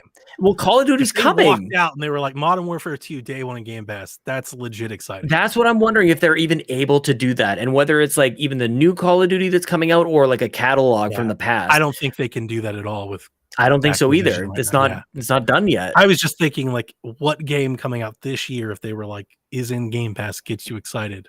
Call of Duty would be it. I don't know. Batman. I would definitely play Batman. Don't get me wrong. I'm going to play Batman, but it wouldn't excite me. What about Final Fantasy VII Remake? This is something that it seems way overdue, and I made it up for you. Yeah, ask that. I know, and I know, not you, but more just your commentary on. I hope Final Fantasy games never come to Game Pass. Just let them have it. I would actually play more. The next one isn't. The next one's not coming. Phil Spencer came out and he's like, "I'm going to commit to all of you today. We will never put Final Fantasy on our console." I'd be like, "I'm buying another one."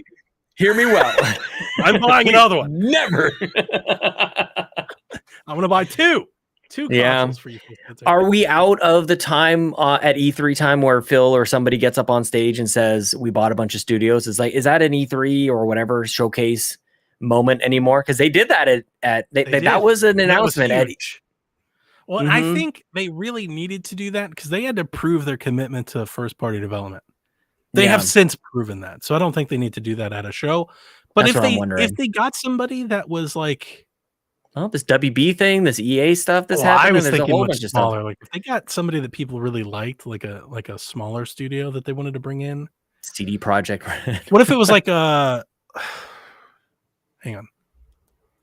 What do they make? Donnie is Googling.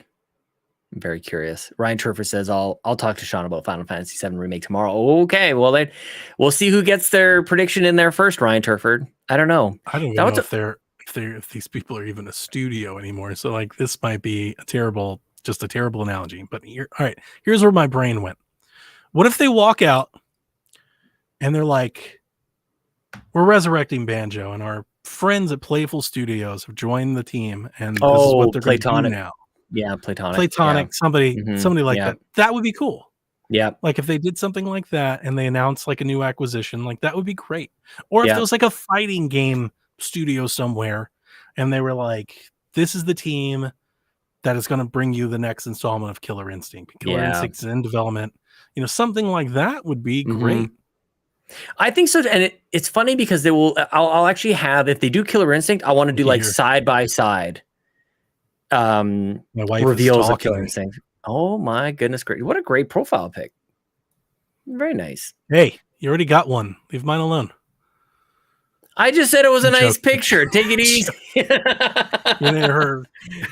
Complimenting a picture.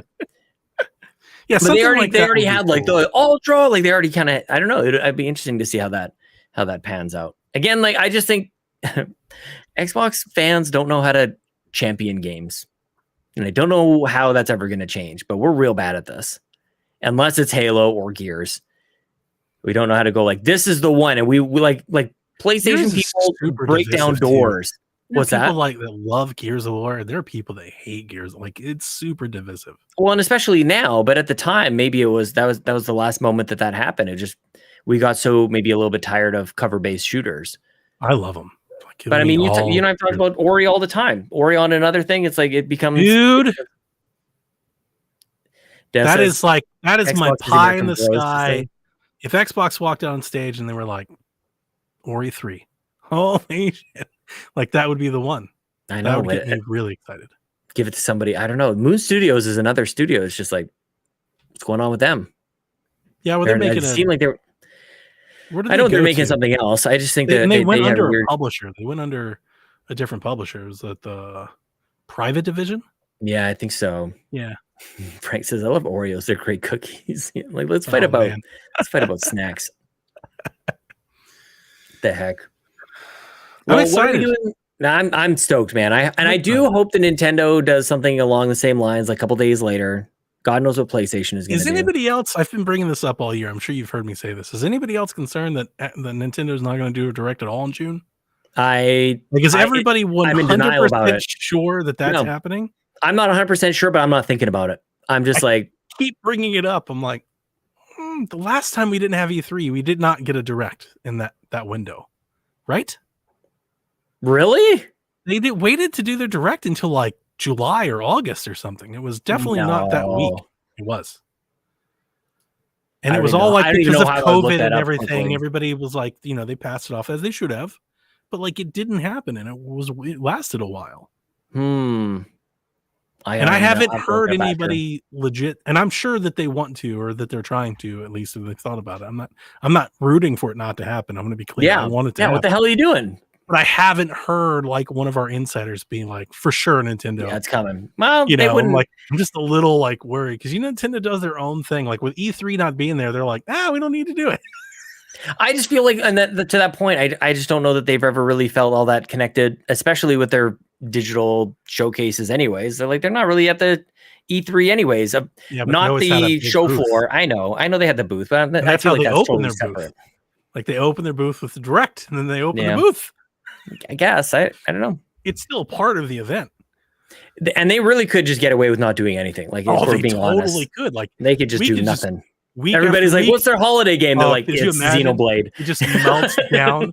Like week after week of June goes by with just no announcement or they anything. can't do that to us. They do Yeah, a Fire Emblem Three Hopes trailer. They're like, guys, you got to play Fire Emblem this week.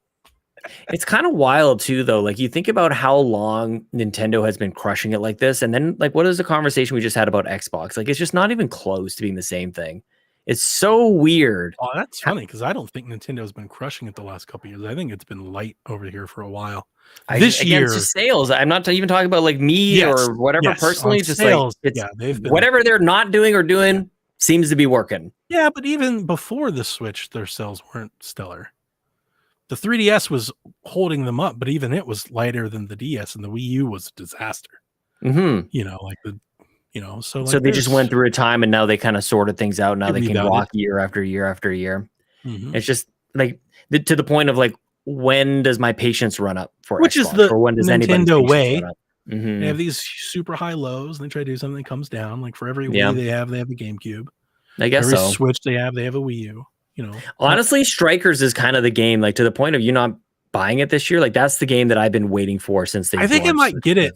I might wait till I feel like on Black Friday I'm going to get that game for like $35. Yeah. That's the game that, like, sometimes people will count how many years it's been since the last one. They say, like, I've been waiting 17 years for this game. It's like, you have not been waiting for this whole time. It's just been that long. I know BMOX has. I'll shout out BMOX. But on this game, that's what I'm saying. Like, this one I will say, I have been waiting this long. For Strikers. I'm just not. I like Strikers, but I don't love Strikers. I think that's more, because it's not even about the money thing. Because I'll pay the $60 for the game. That doesn't bother me at all. I've actually already pre-ordered, already paid for. I'm thinking, do I move my pre-order to another game I'm more excited to play? Yeah, is really where I'm thinking. I don't like I said, I'm looking at the GameInformer.com/2022 is a page that I have bookmarked. It's all the releases that are coming up. I don't know if you the games that I'm excited to play next are The Quarry, Fire Emblem Warriors, and Saints Row. Oh, okay. Dude, I power to you on that one. I know. You know me. I love Grand Theft Auto. Just give it all to me all the time. Give me Proto Corgi. What the heck is this game? I just played Far Cry 5 again. Like, just give me another one. Yeah. Well, I'm in the middle of Rise of the Tomb Raider right now. But after Saints Row, it definitely is like it's a lot of Nintendo stuff for the rest of the year so far. Mario Rabbids. What about Sparks of Hope? I pre-ordered that a year ago. No, there you go. Yeah, there was a deal during one of the Ubisoft sales where I got that game for $40. And that's the thing. Like Ubisoft, you can. That's the one thing about that game is you don't have to buy it day one. You can wait. Thank you, Ryan. I love Ryan Turford. He'll talk to you about Final Fantasy VII Remake all you want. The Xbox Drive Venn diagram. It's like Sean Capri, Donnie Reese, and Ryan Turford's the overlap. It's like the middle. Let's get you on. Let's do it. You don't do an Xbox show anymore. That's true. Mm-hmm. I miss the Xbox Empire a lot. That was a great show. I only miss it when folks when they say that. So every now and again, somebody will come by and they'll be like a while ago, when the streaming stick thing was happening, like when Jeff Grubb was like, they're going to do the streaming stick. I had 3 people tweet at me and they were like, you said that 2 years ago. I was like, that's right. Well, I mean, I'm not taking credit for the prediction, but I'm just. And normally, I would be telling you like you should take credit because there's a lot of things you are right about. I'm happy that people still think like that. They're like, the Empire. You know, we'll get that every so often. Somebody will come by and they'll say something I said on the Empire. Don't call it a comeback, man.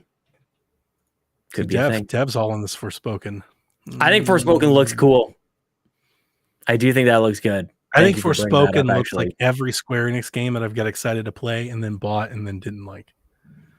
I liked Outriders. I just kind of want to play an action-ish game. Like that's I'm good. I don't because there's a part of the gameplay. It's like there's almost like something Infamous here, but it's set with like all of this magic and spells and fantasies that I'm not into. What do you mean magic and fantasy? There's just as magical and supernatural or whatever as. Maybe not supernatural, but it's not as powers. Cool, I guess. I don't know. It's space. It's because you don't like space. That was the whole thing. Like they came all the way over there, and like this is going to be their new home, and it was terrible. Like what a Square Enix stuff is Square Enix is like a grudge that I've hold. Like outside of Tomb Raider, I don't like a lot of Square Enix franchises or games. Yeah. Just Cause and stuff. Like there's a lot of games that when I look at them, like what they're showing me, there's been a lot of them where I'm like, that looks really cool. Yeah. And then I get a hold of them and play it, and I'm like, I don't like this. So I hear that pretty much anytime we talk about like somebody's gonna buy somebody else. And somebody will ultimately say, like, I don't care about these guys because whatever. Like Square Enix is my thing. Yeah. Like PlayStation buys Square Enix, like good riddance. Go for it. Yeah. I could care less. That is my answer to that question. I'm fascinated by people who are like, Bethesda, who cares? I don't like any of these games. Like, what are you talking about? There's like, no kidding. I don't know quite a bit, but yeah, like I'm looking up Dragon or Square Enix stuff. You think Final Fantasy, Bravely, Octopath Traveler, you know, like just they have so many games. I've never been into much Square Enix stuff outside of like their second party stuff. Like I definitely like Life is Strange, but they don't make it. Somebody else makes it. Yeah, that's wild. Tomb Raider was the one, and then they sold it. Yep. Like that was the one I was like, oh man, I love Tomb Raider, and they were like, yeah, this doesn't do good enough for us to even want. So we're just crazy. Sell it off. That really doesn't make any sense in my head how that even happens. Square is definitely that one for me. Yeah, that's fair. Yeah, I mean, if I'm being realistic, it's probably up there. Like I'd like to like Dragon Quest. Like Capcom would hurt. If somebody bought Capcom, made exclusive, like that one I would care about. Resident Evil. Yeah, that one Monster. Did you do Monster Hunter at all? I did on 3DS a little bit, but not really. I've never really gotten into it. I mean, Street Fighter was exclusive the last time around, so we'll see what's going on with that. I'd be curious to know, like, because did anybody actually think Street Fighter 6 was actually coming out this year? Like, weren't we supposed to get like more news this summer? It was what they actually said. Yeah, I'm like, Donnie is with Square for Bethesda. No, thank you. How does that make any sense? Doom, Elder Scrolls, Wolfenstein. Yeah. Come on, man. And that's just like shooters. Like, I'm just here for that. I mean, but Dev loves Dishonored. Other than Dishonored, there it is. Yeah. That's a game I'm going to go back to. I never finished it. I need to go play those. Oh, man. Well, I think I'm going to watch a hockey game tonight, Donnie. The Edmonton Oilers versus the Calgary Flames. It's not unfortunate. I'm sorry for you. I would never say if you're going to go watch whatever stupid shit you want. That's unfortunate. I would never say that to you. Ryan says, I actually think that we see Street Fighter 6 at Summer Game Fest. I think that's didn't they do an announcement where they just showed like the terrible model? Like he was just like this. That was dumb. Like that was the intro for Street Fighter 2. That was if you left somebody the give me Scott Pilgrim Fighters. And then oh my gosh. Give me actually to the point of bring Game Pass back to life, all the Ninja Turtle stuff. Day one on Game Pass. I'm hearing that a lot. There are a lot of people going around with the Mutant Ninja Turtles into Game Pass. Yeah. I gotta tell you, like, I'm not that into Ninja Turtle stuff, but I would be excited because I love a good beat 'em up, man. Like that would be cool.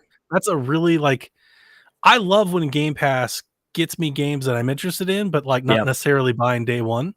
Yeah. And they fill in those gaps and just like give me stuff to play. Like I thought that was Back for Blood last year. I thought that's what that game was. Yeah, like we all have that game. You know, it's like I don't know, like I don't like if the medium was just you gotta buy it. I don't know if I had bought it. There's no way. There's no way I would have bought that game. $60 right out of the gate, but I love that. That's the thing we should do at the end of the year. What Game Pass games, or maybe we can do it like halfway through the year. Like what Game Pass games did we play that there's no way?